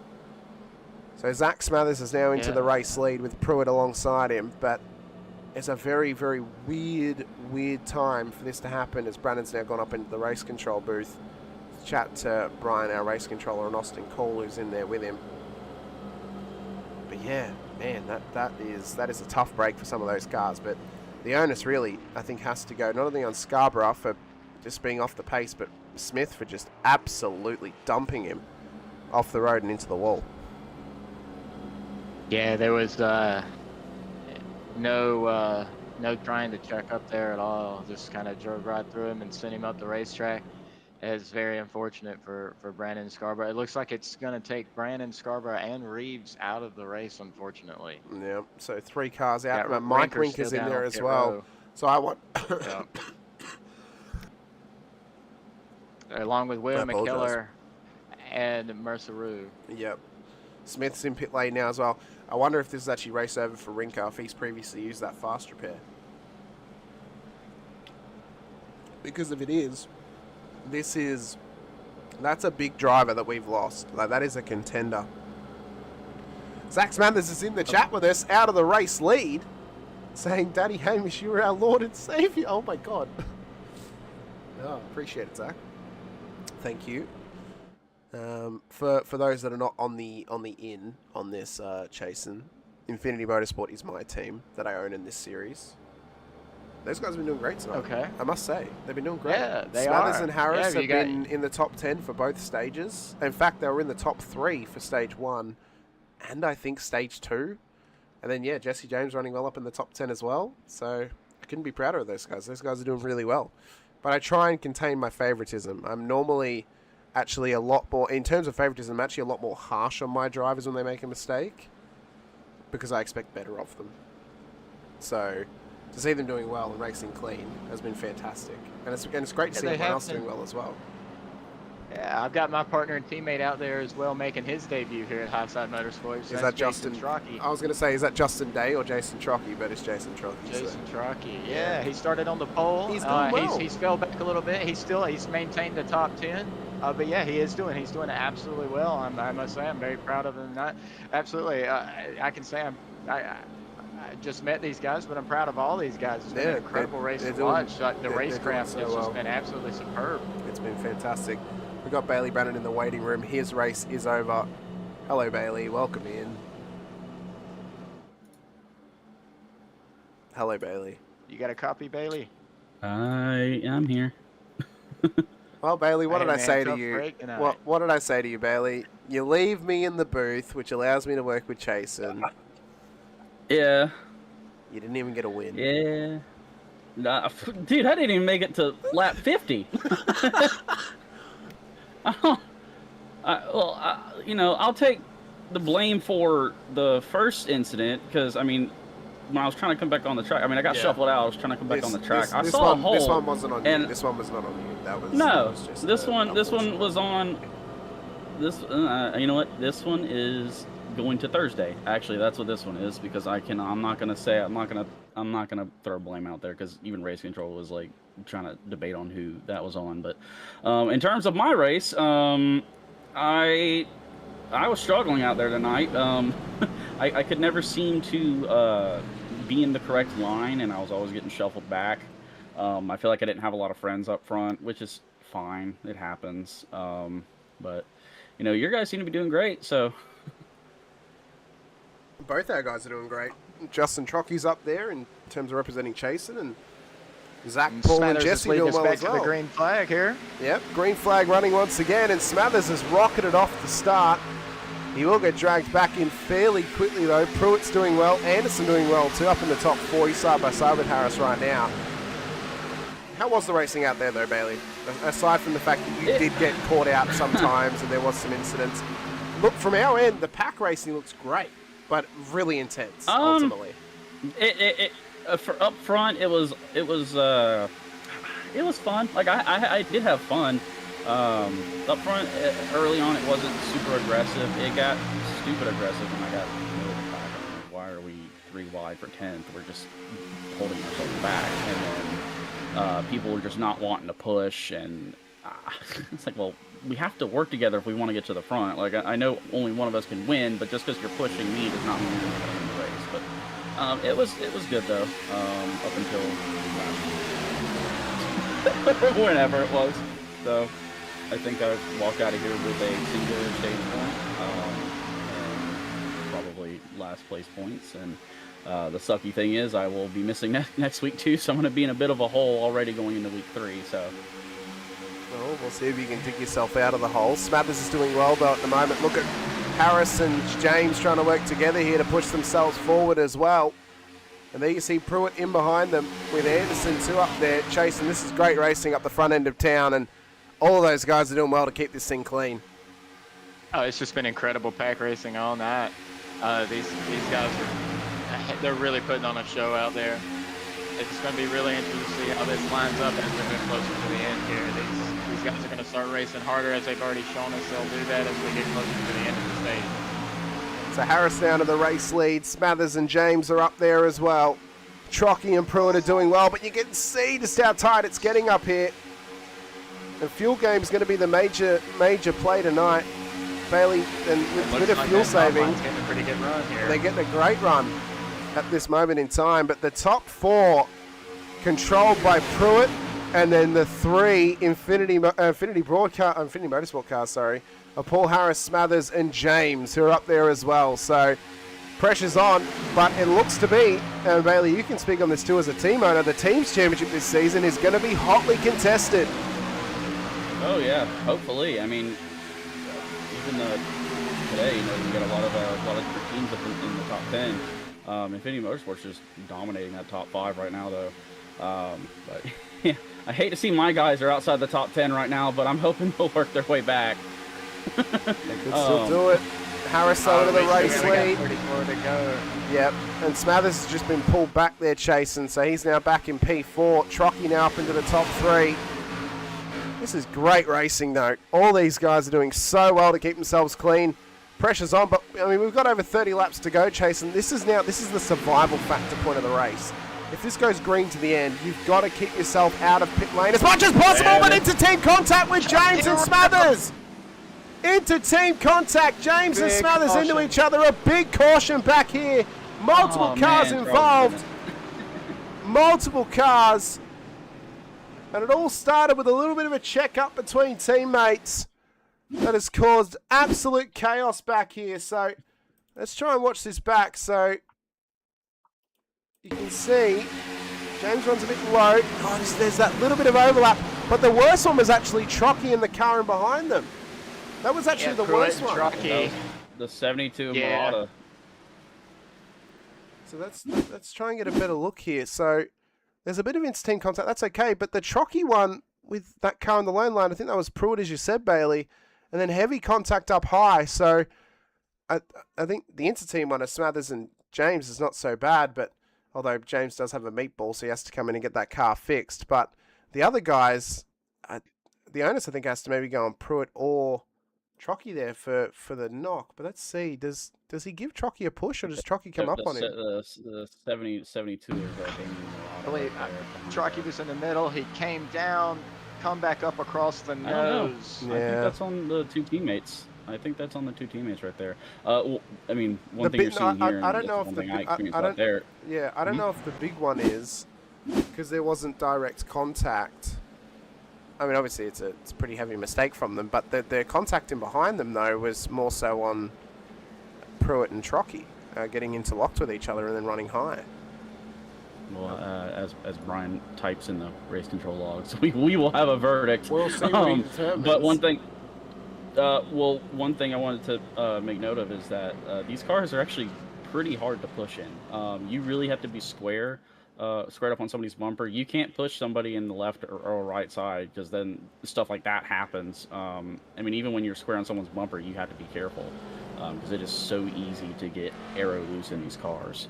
They are very, very gentle, but they are a lot of fun. And if you can get it just right, you can build up a big run and work your way to the front. But as you see just there, if you do it wrong, things can go really bad really quick.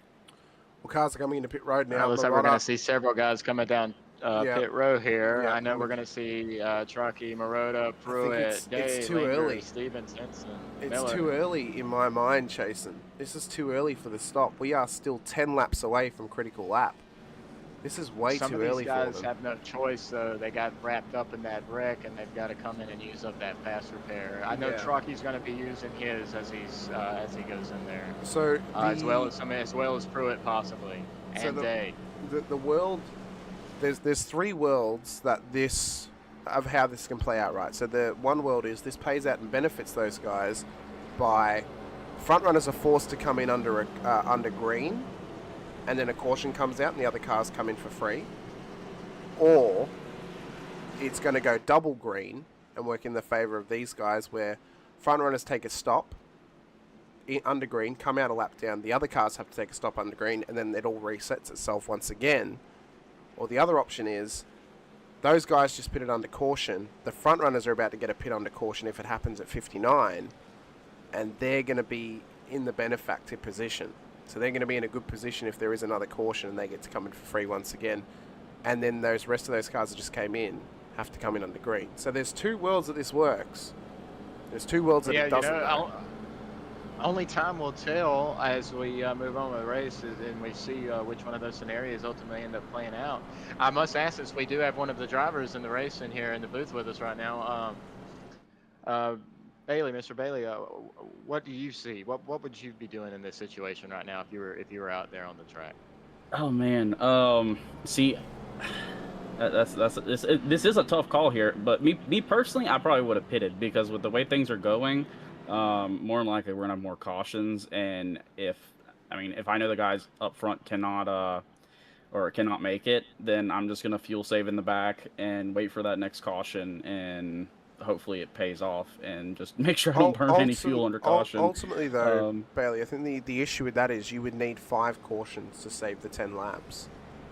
I think that's the issue. With the way things are going tonight, you might get it. But also, something to consider is that if you can fuel save really easily in these cars. You're not wide open. Especially if you're in the pack, you are not wide open. You are, if anything, you're probably half throttle because of the draft and how strong it is. There were times where I was in the 3rd row and I found myself fully lifting going into a turn because I was just getting too close to a guy too quick. And that contributes to you saving fuel. So, really, you might not need 5 cautions depending on how you play out these next, let's say, 10 or 15 laps.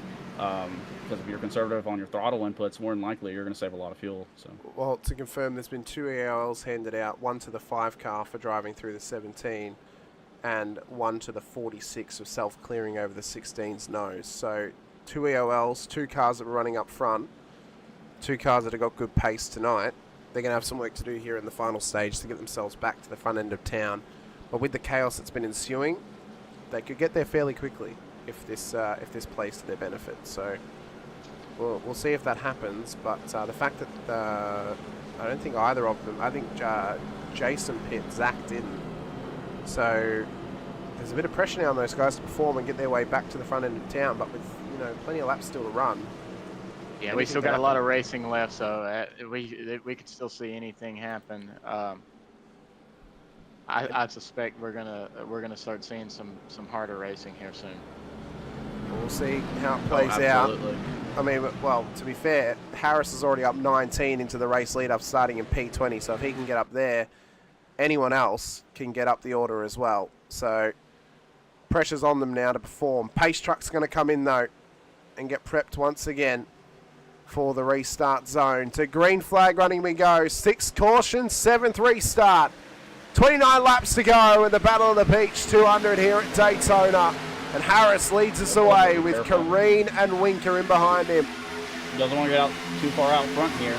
That's not going to be very helpful for him. Aaron Smith did not get a good start there. He fell way back there on the low side on the start. 07 is struggling. That inside line just can't gather it together. No, they can't. Rinker, though, on the outside of the race lead. Harris is now caught back there. There's a bit of scrambling for which line they want to be in. On the back stretch. They do indeed. Winker, Marotta and Day, though. The top 3. Marotta to the inside. Looks to take the race lead from Kevin Winker. And here Justin Day's there too. Pushing him to the front. Can he get this position? Roberts is into pit lane, by the way. And Cliff Adams with a black flag, I would assume, for a restart violation. So he's having to come into pit road now once again, but it's high pressure up here at the front. These guys have got to perform as best they can, but being under such pressure up here, you've got to try and manage the pressure pot as best you can. Keep yourself cool, calm and collected and hope that everyone else does as well. But I mean, you can see everyone's trying to push forward here. I mean, Smathers is already back up to P16 after getting that EOL. And Truckee is still trapped back in P21, so he hasn't managed to make any moves off this restart after that EOL penalty. It's going to be tough for him to gain some ground back, but he still does have plenty of time. He's got 28 to go. We'll see how this plays out, especially if we get a green flag pit run here. I think that's going to really make things interesting if we can get a good green flag run. Well, Smathers just set the fastest lap of the race, 44.63. So he is a man on a mission right now, Bailey, after getting that EOL penalty. Yeah, the effects of the draft is strongest when you're in the back of the pack, especially when the pack's all close together like this. So, yeah, he's got a lot of momentum back there, and I'm sure if he sees an opportunity, he can try to use that to slingshot himself up forward. Harris into the race lead now. Watch Barot on the low line as well. Harris clears up to the top line ahead of Winker. Pressure's on. 26 laps to go in stage 3. Lap 55 of 80. We're 4 away from critical lap here tonight. Gotta wonder if if there's any guys in the back that were fuel saving, like I was saying earlier. Because if we have more cautions, more than likely they can make it to the end, but they got to hope that there's no overtime, because if there's green-white checkers, it's not going to be good for them. It won't be. It Yeah, will not absolutely. be. I mentioned earlier, I believe a lot of those guys early in the race were back there saving fuel. Well, the issue now is, though, has anyone saved a set of tyres for the end of this race as well? Because if they've got a spare set available to them after this final stop, they'll be hopeful that if there is a green-white checkered scenario, they can come in, put the fresh rubber on, fill up with a bit of fuel, and push themselves to the checkered flag. That'll be the test as we see the lap traffic ahead of them. I believe that's Cliff Adams. Look at Rinker, though. On the inside, under Harris. Rinker down to the low line. Harris on the top side now as well. And Bailey, this is heavy pressure at the front end of town. You see the single line of cars on the low line. Yeah, that outside line has no help, but they're still able to keep up with them because of that side draft. That side draft is very strong. Oh, 3 wide. Past Cliff Adams, the lap traffic. They managed to get through, but those 2 cars on the high side of Henson and Stevens, they're not going to be helpful right now because they're trapped up there as finally more and more cars are going for the high side. Rinker gave Harris a That line nice tight. little Gotta nudge keep that there. line tight. That line gets too. Oh no! Oh, big contact. 72 around. Big contact up high. Multiple cars take evasive action. There is the caution that those cars that didn't pit needed. If the caution now, you're in. You're into pit lane now. Because I guess that answers your question now, huh? That's the scenario we're going to take. everyone's got to be in. Because we're only 2 away from the critical lap. You come in now, you save those 2 laps worth of fuel, and you get the car home. So everyone... I would say it is not hard to save fuel under green. No, it's not. 72 in a row around. What happened? Oh, was that a self-clear on Anderson? It's hard to tell from that angle. Brian just said a massive net code from Jack Anderson there. Oh, that is massive. Oh yeah. Oh yeah, that's wow. That's a good foot. That is a good foot worth of net code between them. Now, of course, the reason this is massive is, of course, Jack's racing out of Australia, Marauder's out of the US, so netcode's always going to be a factor. But there you see it there. That is huge. Wow. That's not even aero loose. That's just... Yeah, that's just... I think what we need to do is we just need to get a really long Ethernet cable and connect it from Australia all the way to the US. That way so we have no more issues. It's going to be a long That pipe. is very unfortunate for the 72. Oh, really unfortunate. Meatball flag on his car now. John Roberts has got another meatball flag, by the way. But I expect to see everyone in. That's what I expect right now. Because if you're not coming in, you're banking on more cautions. If you're coming in now, you're banking on that critical lap, and you're banking on green flag to the end. That's what the banking is now. And if you were to take your last set of tires, this is where I would take them. You see Daytona, if the tire difference is 10 laps, it might not matter that much. But if the tire difference is 20 laps, it's going to matter. Me, Charles, and Opposey were talking earlier about how fresh tires, if there's a big difference, can give you probably maybe an extra mile an hour on speed, which doesn't sound like a lot, but here that's huge. If you have a extra mile an hour, you're gonna be up front. So that's huge. Especially coming in. to the end of the race, when you're racing for the win and you get that extra pull coming out of the corner, it absolutely matters. And so if you're going to take tires, now is the time to do them. Well, everyone's in and everyone's pushing to the end of this race. We'll see who only takes fuel and who takes tires. Winker's in, Day in, Smathers in. So they're all looking to take advantage of this stop and this free pit stop opportunity right on critical lap. So they all know that they can get home. And they're all into pit road now. Smathers and James, they drop and they come out of pit lane as well. Henson back into the race lead. Robert Stevens exits. So actually a lot of cars didn't take tyres. A lot of them just took fuel. Yeah, I was going to say, I bet we see a lot of these guys only take fuel as they were trying to maintain track position. And I gotta wonder what their tire strategy is looking like, because if they took tires last on lap 40, I don't know if that's going to work out for them, or at the end of stage number 2. No. Well, of course, you've got what, 3 sets available to you, Bailey? So, or is it Yep. it's 1, or is it 1 plus 3? It's we have 3 extra sets total. Okay. So finished the race with some drivers took tires on that first stop at the stage caution. Some drivers then didn't take them on stage 2, and then obviously now some have not taken them and then taken them as well. I would say the majority of the field have got 1 set left, 1 spare set in case there's a late caution, they want fresh rubber, and they want fresh fuel to get themselves across the line. Potentially, but even if there is a late caution, I don't know if I'm giving up that track position to come in and take tires. Track position is going to be huge, but not taking tires now is even worse, because you're 40 laps to the end. You're not guaranteed to get a caution.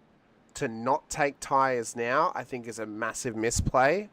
If you're thinking, I want to leave a set to the end of this race, I don't know about you guys, I'd rather just use that set now and take the tires and have tires to the end, because you're having to do 40 laps. Those guys that last came in on 49, if they took actually no, it's not 40 laps. Sorry, it's 20 laps. There, what am I saying? It still would be 40 laps if they did not pit at the end of the stage. That's right. So set of tires, yes. Yeah, I'd be taking them now. 20 laps, fresh tires, going to give you a good run, good push, especially if this thing goes green. You're going to be loving it. And if it doesn't go green, if it goes caution, you're loving it, because your tires are going to be fresher at the end of the race, and you're going to get a much better run comparatively to those guys that have not taken the tires here. Well, one thing, and I don't know, I just got up here, but one thing that I noticed in the car is that as the tires get older, the handling does get a lot worse. It's not like cars like the next gen or even the truck, where as the tires get older, especially in the next gen, the handling doesn't really change that much. But in this car, the older your tires get, the worse your car's handling, and you're not going to win this race with a bad handling car. So we've got 20 laps to go, getting ready for a restart. I want to pick from both of you who you think's going to win this race. I've been watching. My eyes been on Day pretty much all night. But I can't count my teammate Jason Truckee out either. I think he played that pit stop pretty well. He came back out of there from last back up to the top 10 spot. So we'll keep an eye on him too as he makes his debut tonight. But I've really got my eye on Day. He's been driving phenomenally all night long. He's been putting himself in really good positions. He hasn't been in any bad spot. I've been watching him all night, and his racetrack's pretty impressive. So he's one to watch. I think I'm going to keep my eye on him. All right, Bailey, very quickly, who do you think's going to win this race now from here? I think that's a good pick. My guess is either Henson or wherever Winker's at, because Winker's far down the order. He's back in P20, so he's going to have work to do further back. I'm looking at this, and I'm looking at who's up and around the top 10. Paul Harris has been strong tonight, as is Posey Kareen. Both of them podium finishes in the Daytona 500. You could see either one of them possibly taking the win, especially with fresh tyres on board those cars. But it's back on the way. Green flag with 20 to go. Dalton Henson, Justin Day, the top 2. Hewlett, Stevens, Rinker, Pruitt, James, Smathers, Mercero, Kareen, the top 10. Pressure's on, though, to perform for the final 20 laps of this race. They're staggering they're staggering 3 wide in the middle of the pack there. And this top 3's running away with it. Yeah, these guys are blowing. Well, they got to be careful, though. Those guys in the back there, they're side drafting, they're slowing themselves down. These cars are much faster when they're single file. That's why you see these long trains get formed throughout the course of the race. But these guys are, we got 20 to go. These guys are ready to race. Oh, Aaron Smith scraping the wall up there. Smith scraping the wall. John Roberts has been disqualified, by the way, for not serving his meatball flag, so he's now out and gone. Just to confirm for that one. But pressure is building. It's mounting. The outside line's getting momentum. They are. They're getting good momentum as well. Good push on the outside. See Charles Rinker unsure where to go. What a move. Not teammates, but they are on a team of admins, so they're working together there on the bottom. You got Zach and Charles there. Look at that 8 to the front. And the top 3 are made up of 3 different teams right now. Bucket Motor Club, Infinity Motorsport, and as well to the newly named Hobnobber Racing as well. So those guys are doing a great effort up there. An absolutely beautiful livery on that 8-car Rinker as well, I must add. That is a good looking race car. Jason, let's not sleep on your guy, Chalky. He's back there in 9th. He's trying to work his way back up. He is. He might be able to get that done. Oh, he's up to 8th now. Yeah, up to 8. G behind Kareem. He's working at the high side. And realistically, any of this top 10 can win this race. Any of them can do it. It's whether they've got the tenacity and the prowess to keep themselves tidy to the race end. Bit of a knock there to Jesse James with Hewlett in behind him and Marotta as well. Kept himself tidy though. The top line's now got a good run. Heads into the race lead. Day giving him a push. Kareen up into P3 now. Watch for Trocky on the outside with Harris alongside him as well. Harris has got the freshest tyres out of all of them. So he's getting a good run in behind Trocky. Kareen's got good tyres on board his car as well. This is going to be a fight to the finish, gentlemen, with 16 to go and we cross the line. With 16 to go, you never know what's going to happen. This still can be anybody's race. You never know. Any small mistake can lead to a big wreck, and it could be anybody's race still at this point. And the race is only going to get harder as the race goes on. Oh, a little bump of Truckee there. Smallest of bumps, smallest of knocks. And those are the little minute mistakes we're talking about that can cause something big. See as well, it's a big pressure. Looking to lead his first laps. He is. He got the race lead momentarily. You see the lap traffic back there of Mike Rinker, who's just exited pit roads. He's finally back on the road after fixing that car. He's going to have to tuck back in behind all of them. Truckee made his way back up to the top 3. Yep, Harris is up there as well. Hewlett with the big contact in behind. The big one's happened. The leaders. The big one has happened. A massive you wreck. got a lot of heavy hitters in here too. A lot of them. Magnus Anderson's up there. Hatch is up there. A lot of these cars. Robert Stevens, McKellar. Oh, man. That was ginormous. Absolutely huge. How's this started? How has this happened up here?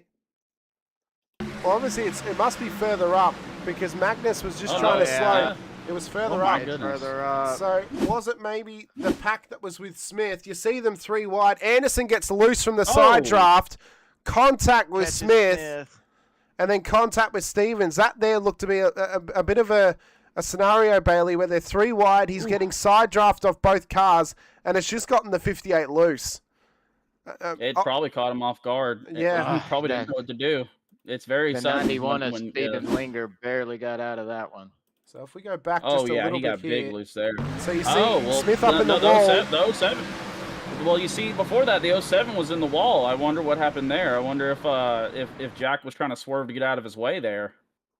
Because that's a big possibility. He may have. So let's watch this back in slow-mo. So he's tucked up in the draft. The 07 goes high, scrapes the wall.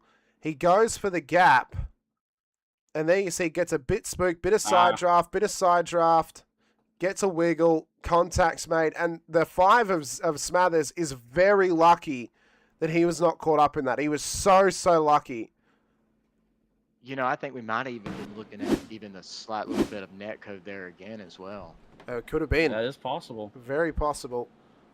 I think that what happened was a little wiggle turned into a big wreck.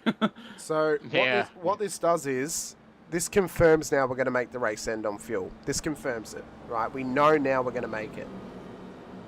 It's whether they can keep it tidy. If I was still in the race, hypothetically, if I was still in the race and acted on my strategy, I'd be sitting pretty nice right now. You'd be sitting pretty good. You'd be sitting pretty good.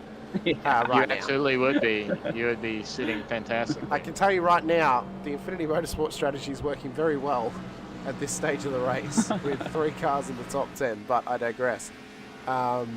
The problem now is, right, those guys that didn't take tyres on that last stop have shot themselves in the foot now because they've got to make a choice. If there's another caution in the next few laps, do you come in and take tyres or do you stay out there? Right now for me, Kareen and Harris have got to be, and Marotta have got to be your favourite three. They were on the freshest tyres in the top 10. I think Smathers took right sides because his was 9.3 seconds he stopped. So he's taken right sides. So for Harris, Marotta, they've got a full set. Kareen's taken right sides. They've all got the freshest tyres. You've got to look to those guys now as thinking they're going to have the best grip out there. They're going to have the best form of pace. Can Henson and Trocky hold on, being on now 26 lap old tyres, nearly 30 lap old tyres? Well, That's going to be the question, will their tires hold? Oh, sorry, go ahead, Bailey. The handling. No, you're good, you're good. Like I said earlier, it's all going to come down to handling. I mean, if your car's handling good on the bottom and you can hold a line, then that's fine. One thing you're really going to have to do towards the end is you're going to have to, especially if you're Henson here, you're going to be switching lanes a lot because you're going to want to block any momentum that is going to try to overtake you. So, well, Jack Anderson's been in the chat with us, by the way, giving us an update. The 07 has been swerving left and right every single corner, by the way. So he's struggling to keep that car steady through corners tonight. I can confirm. So that may be something that the admin crew may look at. I'm not sure. They might look at that and they might say, yeah, try and sort that out. But that's a conversation for another day. Henson and Trocky, though, top 2.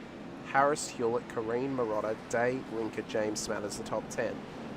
10 cars in behind them. Majority of them came in. Some of them took tyres, some of them didn't. They've just taken fuel in case there is a green-white checker to the end. The issue now is, if there is a green-white checker to the end, those that pit under that caution can make it, even with a green-white checker, because they've just saved 4 laps of fuel through 2 cautions. So if we get another caution, they're definitely going to make a green-white checker. So I don't know if it was worth coming in now. I don't think there's any worth coming in for tyres. I think it's only worth staying out there for track position. And for those guys that did take tyres on the last stop, if you see that everyone's coming in, you just follow them in, you take your tyres, you're not going to lose any track position, and you're still going to be on fresher rubber, the same as the guys who are up front. So if Henson and Trocky decide to come in, watch for Harris, Marotta, and Kareen to follow them, because ultimately they've got a set available. They're going to use it because there's no point in them staying out, taking the top 3 if they can't defend it for the last few laps. So we may see them come down pit road once more.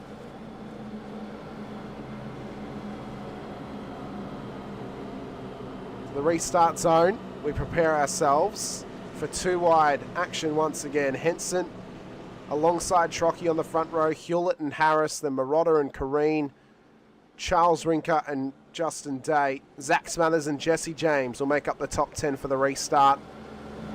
21 cars left on the lead lap, and we have currently got 23 cars left in this race.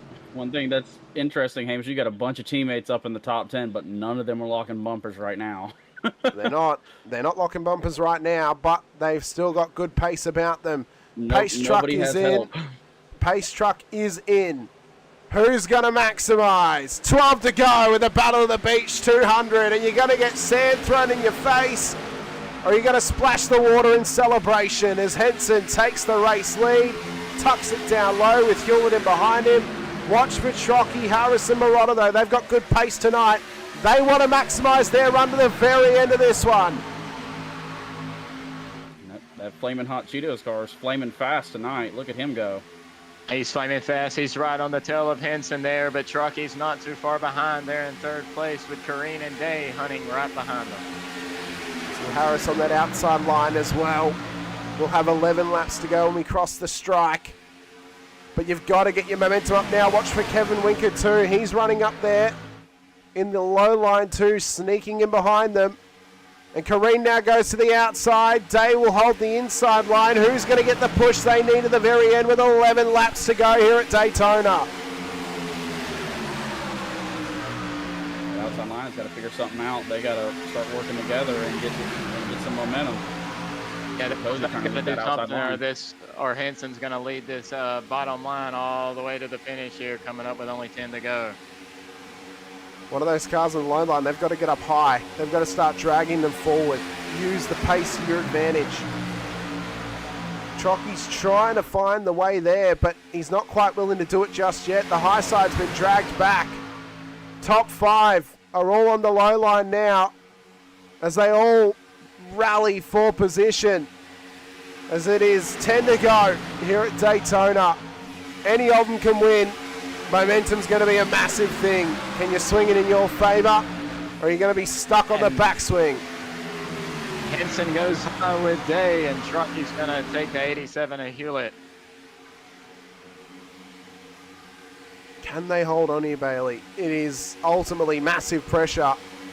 And you see Rinker there, he wants the midline. He wants a bit of movement, but he can't quite force it 3 wide. There you see Harris. He pushed the 7 into the inside. They're 4 wide. Day's blinking. Harris. Jay's getting loose. Rinker in the J. They aim to the 46. How did they not wreck there? Oh, there's the wreck. Trocky. Trocky into the front of Charles Rinker. We saw Smathers get loose as well through turn 3. Pace trucks out. 9th caution of the race with less than 10 laps to go. Wow. Very unfortunate for the 46 of Trucky there. I thought he was going to hang on to that. I was wondering when that 3 wide was going to start, because I mean that they were getting really aggressive. They know that 10 laps to go. It's time to go. It's time to move. You don't want to wait until the last 5 laps, try to work your way up to the front. You want to make sure that when you hit 2 to go or even 1 to go, you want to be in position, ready to make your move. So the question now is Charles Rinker carrying damage? It looks like he is, because he copped the front end of that car into the side of Justin Trocky, or Jason Trocky, sorry. And this is what happened. So 4 wide through turn 1. Gets a knock from Pruitt to Trocky and straight into the front of Rinker's car. So that's on Pruitt there. That is on Pruitt, unfortunately. And that is going to possibly put some damage. Knocked Trocky down into the 8. Unfortunately, causing those 2 to get together. That is unfortunate as we are closing to the end of the race. Report from race control just came in. In Brian's words, he body slammed. Yeah, and to confirm as well, that last caution, the 07 got the EOL for going up in the wall, and the 16 getting the EOL off of that one as well. So, will Trocky be able to? Will he be able to get back out there? Is the question. Well, how much damage did he receive? Well, he's in pit lane still. He's about to go a lap down. Day Mercero he's leaving pit lane now, but is he going to come out still in the lead lap? There's the pace truck. He's made it. He will. Yep. He made it. Now, I wonder if we see him as he comes back around, if he'll go straight into pit lane again, do a couple of more fixes, and then get back out there on the lead lap before we get restarted. This might have to be the strategy. He didn't look very damaged as he was coming out of pit lane there. I don't think he got into the wall as he spun around after he made contact with Rinker. I think it was a 67, or drifting on the apron. Big drift. Big drift time. But yeah, I gotta wonder on that 8 car how much, if at all, does he have damage? Because you don't want aero damage here. That's for sure. You might be able to still push somebody to the win, but I don't think you're going to be able to stay out front and get the win if you have damage on that front end. Well, this is where the pressure pot starts to boil over just a little bit. Who can work together here? I'll be looking at that high side, Bailey, because not only is Henson obviously going to be on the high side, which has been fairly strong, he's going to have Harris and James right in behind him. 2 teammates who'll be looking to push each other. I think the high side's going to be the one to be on here off this restart, ultimately. I think the low line is going to get caught out. I think the high line is going to be much more favoured for this run to the end, and I think we're going to see a race winner come from that high line, being that we're going to have probably 6 laps to go when the pace truck comes in. And ultimately, I don't know about you, Chasen, but I think the high line's been strong all night off these restarts, and that's where I'm looking to now to find a race winner in this one. The high line, it fires off the restart really quickly. It seems to fall back and then slowly builds momentum up after 2 or 3 laps, and seems to be the faster lane to be in. It seemed to be that all night long. So we look at the fuel level. Some of these cars, of course, Henson, he's still got plenty of fuel on board that car. Hewlett does as well, as does James. Linger still with plenty of fuel on board his car as well. Although Linger's actually got more fuel than those guys somehow because he came in on lap 66, so he's got extra fuel on board. Will that affect how that car handles because of the heaviness of that car, because of how heavy it will be compared to the others who came in 8 laps prior? That's the question on the tip of our tongues. It could potentially be. But it also could make that car more planted into the track because, see, that's the fun part about fuel, right? Sometimes you don't know. Do you want your car to have a full tank of fuel, because that does change and affects the handling. But here, I want to say that you probably don't want a full tank towards the end. But because you want to be as light as possible, so your car has as less drag as possible. But it's like I said, handling also matters a lot here. So if you have fresh tires and you have a lighter car, you're gonna be quick. You're gonna be very, very quick. So, but we'll see who can maximize this now.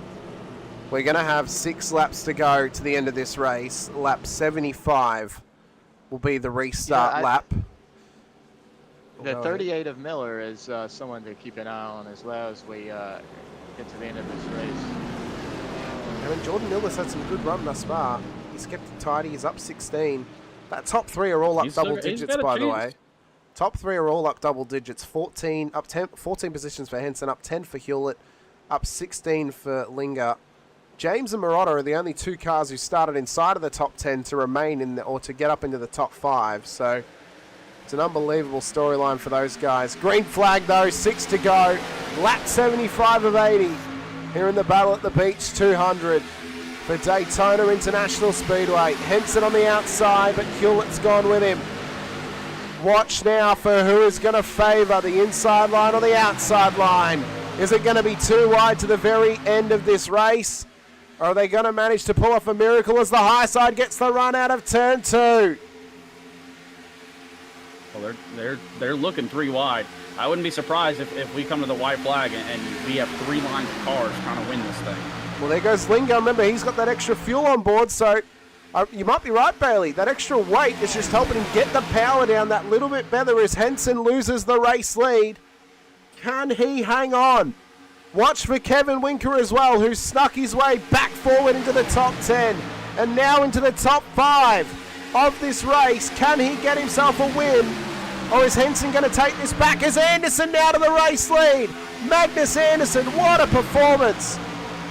What an exciting race here with 5 to go. What a performance by these guys. Absolutely amazing driving. Oh, Anderson back up to the top as he puts a block on Henson. Henson goes back low.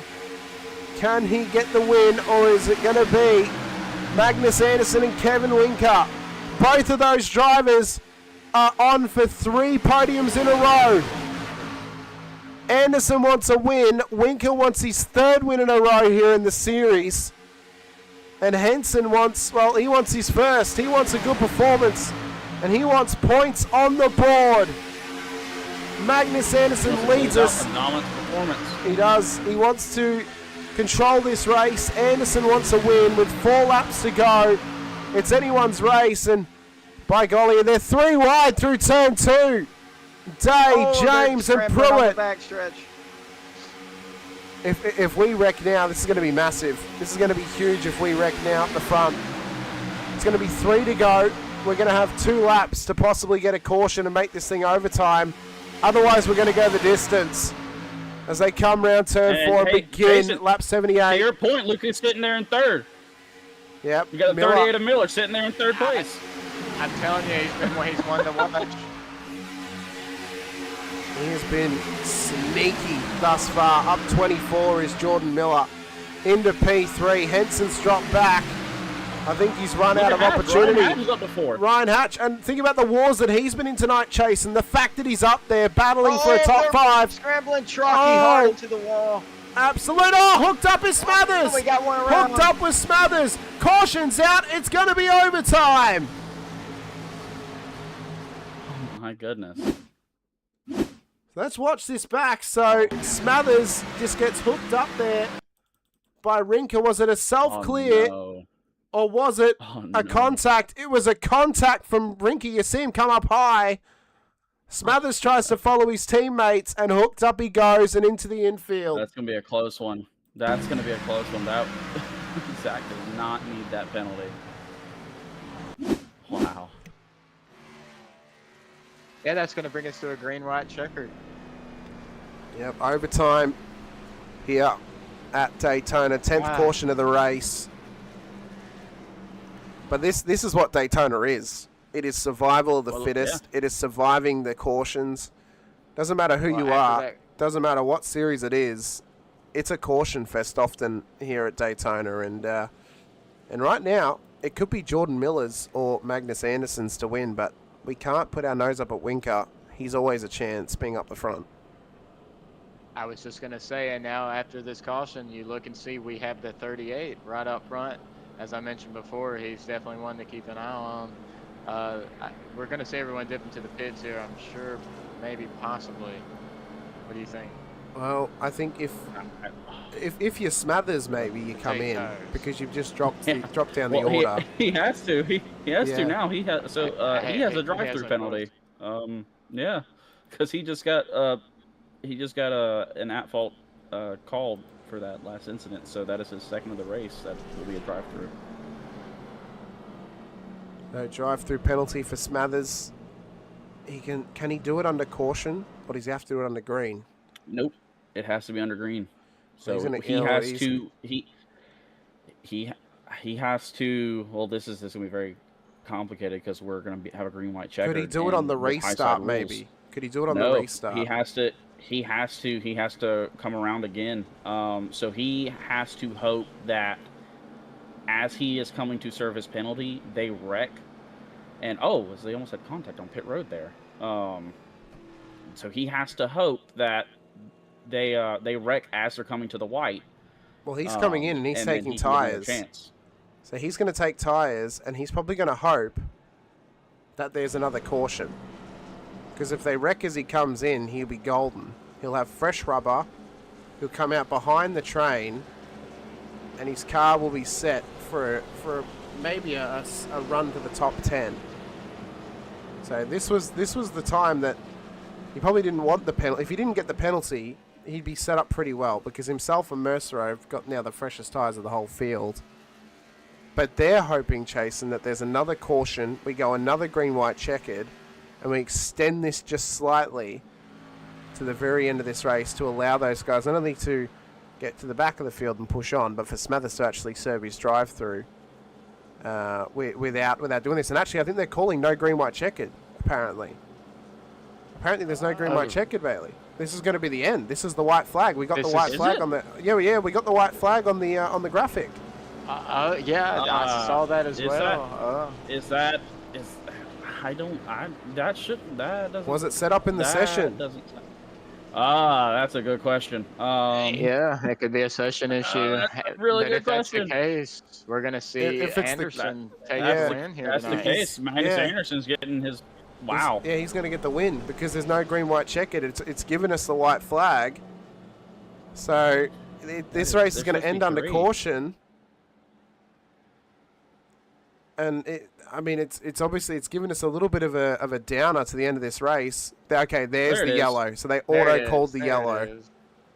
So I think race control realized that it was going to end. So they've thrown an extra yellow. The flag. Wait, what? That's the flagman just waved the checker flag. Yeah, it's the checker flag. This race has ended under caution. It has. It's ended. What? It's ended under caution. There's no green-white. They didn't set the green-white checkers in the session. So Anderson's going to win. Rinker, Miller, Pruitt, Hatch, Marotta, Henson, Stevens, Linger, and Hewlett.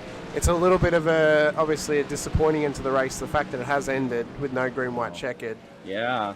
It means that Smathers cannot possibly serve his drive-through, although I think that he's out. So the waiver rounds are coming through, but that's it. That's the end of the race. The race is over. Yeah, everyone's saying it's done. Hey, we're ready to go. We're not going to pace it. A nice little bump. A little congratulations there for Anderson by the 17. Playing a good job, buddy. Oh, that's a luck. Coming from the Wild West man, Jesse James. That is very lucky.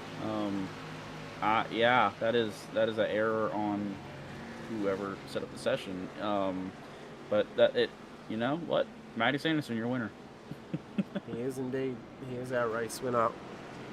And our provisional results, barring any post-race penalties, Magnus Anderson to Kevin Rinker, Jordan Miller the top 3. Miller up 24 positions, by the way, in a great run. Kevin Rinker leading the most laps tonight.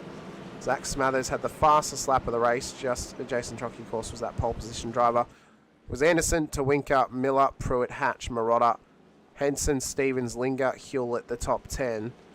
And then behind them it was Justin Day to Paul Harris, Jesse James, Charles Rinker, Jack Anderson, the top 15.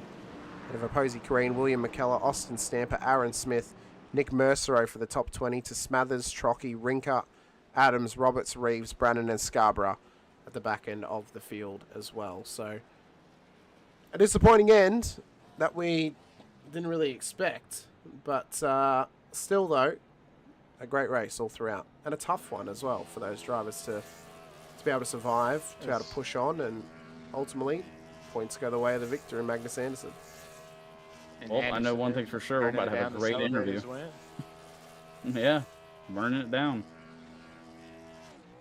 What a race! It was an incredible race. It was a good show put on by everyone tonight. An incredible racecraft. It was really fun to watch. I'm looking forward to next week at Las Vegas with these guys to see what's in store. And hopefully next week we'll have our green white checkered set up. I hope so. You know what, Hamish? I propose that we get everyone that was still in the race, everyone that was on the lead lap, we get them here. We'll say tomorrow night, and we'll have them run 2 laps. Yeah, 2 laps. Set up 3 green white checkered. See how it really forms. Yeah, that way we can get our true winner, which would probably still be Magnus Anderson. It probably will. You know, no, it is. So that is the race. That is the race. They are the results. We'll have a chat to P2 tonight in Kevin Rinker. Kevin, welcome in. P2, unfortunate that there was no green white checker to the end, so you didn't really get an opportunity to fight for the race win, but ultimately points on the board through the sweep of the stages, and P2, you'll lead the championship going into next week at Las Vegas. Congratulations on the performance. Thank you. Yeah, that one kind of burns, man. I didn't realize we had no green white checkers, so I was honestly just pushing Magnus till we got the white, because I know Hatch was up there, so I was just kind of riding until it was going to play out, and then that caution came out, and I didn't know that was the end of the race. But, you know, I mean, I had damn near a perfect night. You know, I slept both stages, led most laps, 0x, P2 in the race. I mean, all I'm missing was the win. So, you know, for Daytona season opener, coming off last week's win at Nashville, I'm ecstatic with that. You know, Daytona's always a crapshoot. You don't know if you're gonna be in every wreck or not. So, just to come out here with an amazing points night and the points that you go into Vegas, you know, I'm beside myself. So I will gladly take it into next week. Well, I mean, 3 top 2s now in a row, 2 of those being race wins. Sitting with the momentum at the start of this season, hell of a points haul, including that stage sweep this evening as well. So you set yourself up well for the Las Vegas 150 next week. A great performance once again. We wish you the best of luck. Is there anyone that you want to give a shout out to before we let you go this evening? Yeah, as always, got a shout out to Bruce Milberg Custom Homes. Come aboard and sponsor me. I know he's watching tonight, so shout out to you, Bruce. Shout out to all Winker Nation, Brandon, Justin, Brett, Nicole, Dylan, Gordon, Shauna, Mason, all them guys and girls that come out every night and support Mechanic enough. All my boys over at 325 Motorsports. I know they had a pretty rough night. They weren't very happy, but glad I can kind of carry the banner tonight. You know, get some good team points with all those points that I accumulated. So hopefully next week, you know, with better luck. I know those guys are itching to get back to the Mile and a Half and the true skill tracks. You know, like I said, these plate tracks are definitely a crapshoot. You don't know who's going to be where. So shout out to those guys that brought me on this season. It's been a blast so far running with them, and I'm looking forward to it. Nate Cogdo, Sonic Graphics Design for the paint. If any paints, stickers, any of that stuff, check them out, Sonic Graphics Design on Facebook. All the league admins that put this on, you know, Zach, Mike, Charlie, Bailey, John, they put in a lot of time and effort to run this fair and square. No cutting any corners or stuff. So I really like that. They run it amazing. And if anybody's looking for a league to join, I would highly recommend this one. And always, you man, we appreciate the broadcast. I'll go back and watching it, and we'll go out in Vegas and see what we can do. Well, we appreciate your time, Kevin, and wish the best of luck next week. Congratulations on the P2. Kevin Rinker, P2 here tonight. Congrats once again. Next up, we have P3 this evening in Jordan Miller, who amazingly got P3 up 24 positions with 10 runs through pit lane. How in the hell did you do that, Jordan? I have no idea, to be honest with you. I have no idea. That's a very realistic Daytona answer. Did you play the strategy of coming under every single caution? I kind of just wung it. Like winged it. Magnus and Hatch were behind the scenes kind of trying to talk me through it. And, I was asking questions like, hey, if I do this, what's going to happen? And they kind of all just decided, how about we just all pit together and we'll just, I guess, make it a strategy. They pretty much said whatever you wanted to do, whatever you felt like you were comfortable doing, you can. So I was like, all right, cool. It's obviously a great Jordan, performance. I thought you put on a really good show out there, Jordan. Towards the end of the race, I was saying that 38, he's someone to keep an eye out for. As you were kind of closing in on those last 20 laps, what were you really thinking when you were sitting there in P10 as you made your way up there, and then next thing you know, you're sitting in second place pushing the leader? Yeah. Yeah. That was fun. That was pretty sweaty at the moment. Well, sweaty. It's good to watch you run out there, Jordan. Yeah, it was. A great race for yourself, Jordan. 24 positions to the podium. It's a great points haul for you off the end of this race. Is there anyone that you want to give a shout out to before we let you go this evening? Any friends or family or teammates or sponsors, whatever it might be? The floor is yours, and we give you a big congratulations on this P3 finish. Thank you. I would like to thank Magnus Anderson and Ryan Hatch and my teammates. They pretty much walked me through this whole race. I'm not a super speedway racer, so this was fairly new to me, and I think I learned a lot from them. So a big shout out to them. Big thank you to them first. Second, I'd like to thank Central Vermont Career Centers, Quick Time Promotion, Racing Boys, Hatch Designs, and Factory 5 Racing Graphics. Well, thank you so much, Jordan. Best of luck next week out at Las Vegas. We appreciate your time and effort once again, and see if you can get another podium under your belt when we head out to Sin City. Yes, sir. Thank you, guys. Thanks so much. Finally, we have our race winner here this evening in Magnus Anderson. Magnus, welcome in. 3 podiums in a row with a race win to boot as well. But, man, what a drive. A win for yourself. Points on the board. 9 pit stops throughout that one and 17 positions gained. You pulled off probably the most Daytona-esque win you possibly could. And you're coming home with a great chunk of points off the back of this one.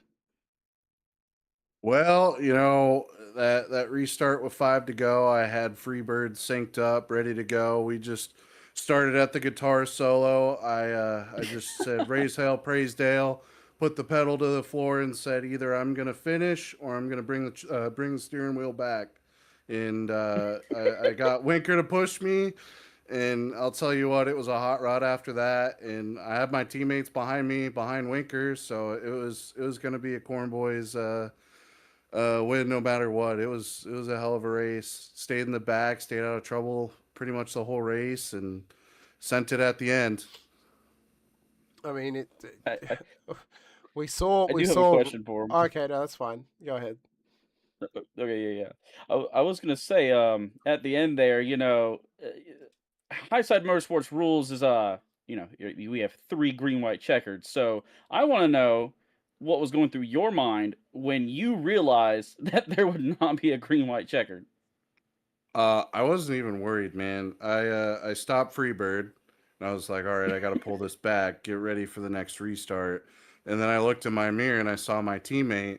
And then I looked on my relative and I saw my teammate. So it would have been us all three lined up on the bottom. I would have counted them down and it would have been game over. It would have probably been a 1-2-3 for our team. Guarantee it. Well, we'll have to see. That's a question that's unanswered if that would have been the case. But we'll have to see if that can happen next week at Las Vegas. 3 podiums for yourself in a row, Magnus. A race win now as well. This will put you pretty well up in the point standings. Now, we saw Ryan had a bit of struggle early in the night, but he managed to sneak his way back forward. You snuck your way back forward as well. It was a caution fest at Daytona once again. We'll see if we can get clean and green at Vegas. But, yeah, we wish you the best of luck. Is there anyone that you want to give a shout-out to before we let you go? Yeah, Ryan isn't calling me this time around, so it might be a little easier on me. Central Vermont Career Center, shout out to them. They gave us a little bit of money for paying for everyone's entry fees, so that's awesome. QuickTime Productions, that's Jordan Miller's deal. Good friend of mine. We've ran leagues through it, everything else, so it's always fun there. Racing Boys, my YouTube page, give it a check out if you can. Hatch Designs, Hatch Industries, Hatch Plumbing, and Ryan Hatch Wraps and Ryan Hatch Hatcheries. I got it all right there. Factory 5 Racing, Graphics, my mom, my dad, Dale Earnhardt, Leonard Skinner, all of them. I'm surprised there's no Hatch Gentlemen's Club just yet, but that might be. We're trying to keep it PG in here, but maybe a little bit later. It's a place people can go and play pool and have drinks. That's what that is. But Magnus, best of luck next week. Congratulations once again. Thanks so much for coming over to chat to us. And yeah, we'll see if you can carry the momentum and get a second race win when we head out to Las Vegas next time out. Yeah, all right, boys. I'm gonna finish out Freebird here, so I'll see you boys later. No worries. See you later. Well, it was an incredible race once again, Chasen. I mean, just a fantastic run for Magnus Anderson, Rinker, and Miller. Unsure who's going to be in control next week. We saw some strong team running tonight, and arguably, what's the teams that are going to be top 3 in this team's championship right now is going to be that Hatch Motorsports team. 325 is going to be up there. Hobnobber Racing is going to have some good points, and then Infinity Motorsport as well. This team game is going to be strong. The drivers' game is going to be strong. Ultimately, what we're seeing though is we can lock in that the team's championship is going to be close. I got no idea how the drivers' championship is going to go. Next few weeks is going to really give us that answer of who are the proper contenders. But team's championship, I'm all in on. That's going to be exciting. It looks like Hammer Down Motorsports is going to be a contender as well. Yeah, they came in with 2 top 10s. Stephen Linger and Blake Hewlett there. They had 2 top 10 cars tonight. Well, it's all going to be on the line throughout the rest of this season. We've still got 17 more rounds of racing to come your way, or 16 more rounds of racing to come your way. Next time out, Las Vegas Motor Speedway for the Las Vegas 150. You guys don't want to miss it. We'll be joining you once again very, very soon here on Infinity Motorsport. If you want to help support us, you can click the like button, the subscribe, the bell icon as well, so you're notified whenever we go racing right here with any High Side Motorsports action, or the Racecraft Simulation VAD Veterans as well. You can catch that action 8:30 p.m. Australian Eastern Standard Time Saturday evening. Myself and Brett Fisher. We're going racing for Anzac Day on Saturday out at Virginia International Raceway. You don't want to miss it.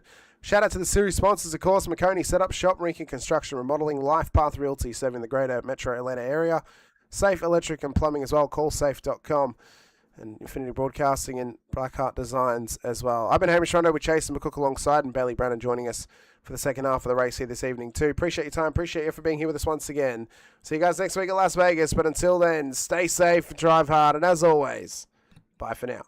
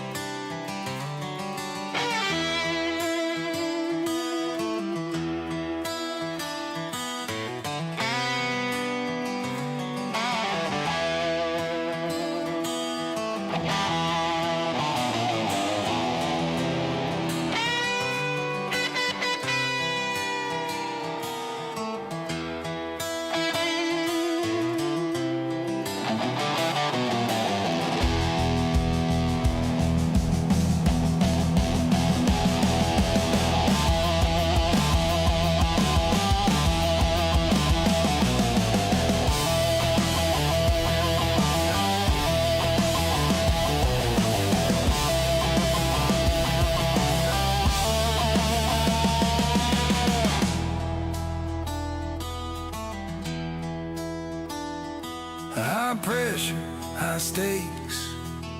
It feels like the whole world's watching every move that I make. Another sunrise, another warning, but I'm still learning how to hold the line, how to quiet down the noise inside. And the moments slip away when I forget what I need. So I steady up my hands, let the rhythm set me free. I remember to breathe when the whole world shakes me down. Clear mind, finally free. I won't break, I won't bow. I'm holding on. Yeah, I'm stronger than I seem. I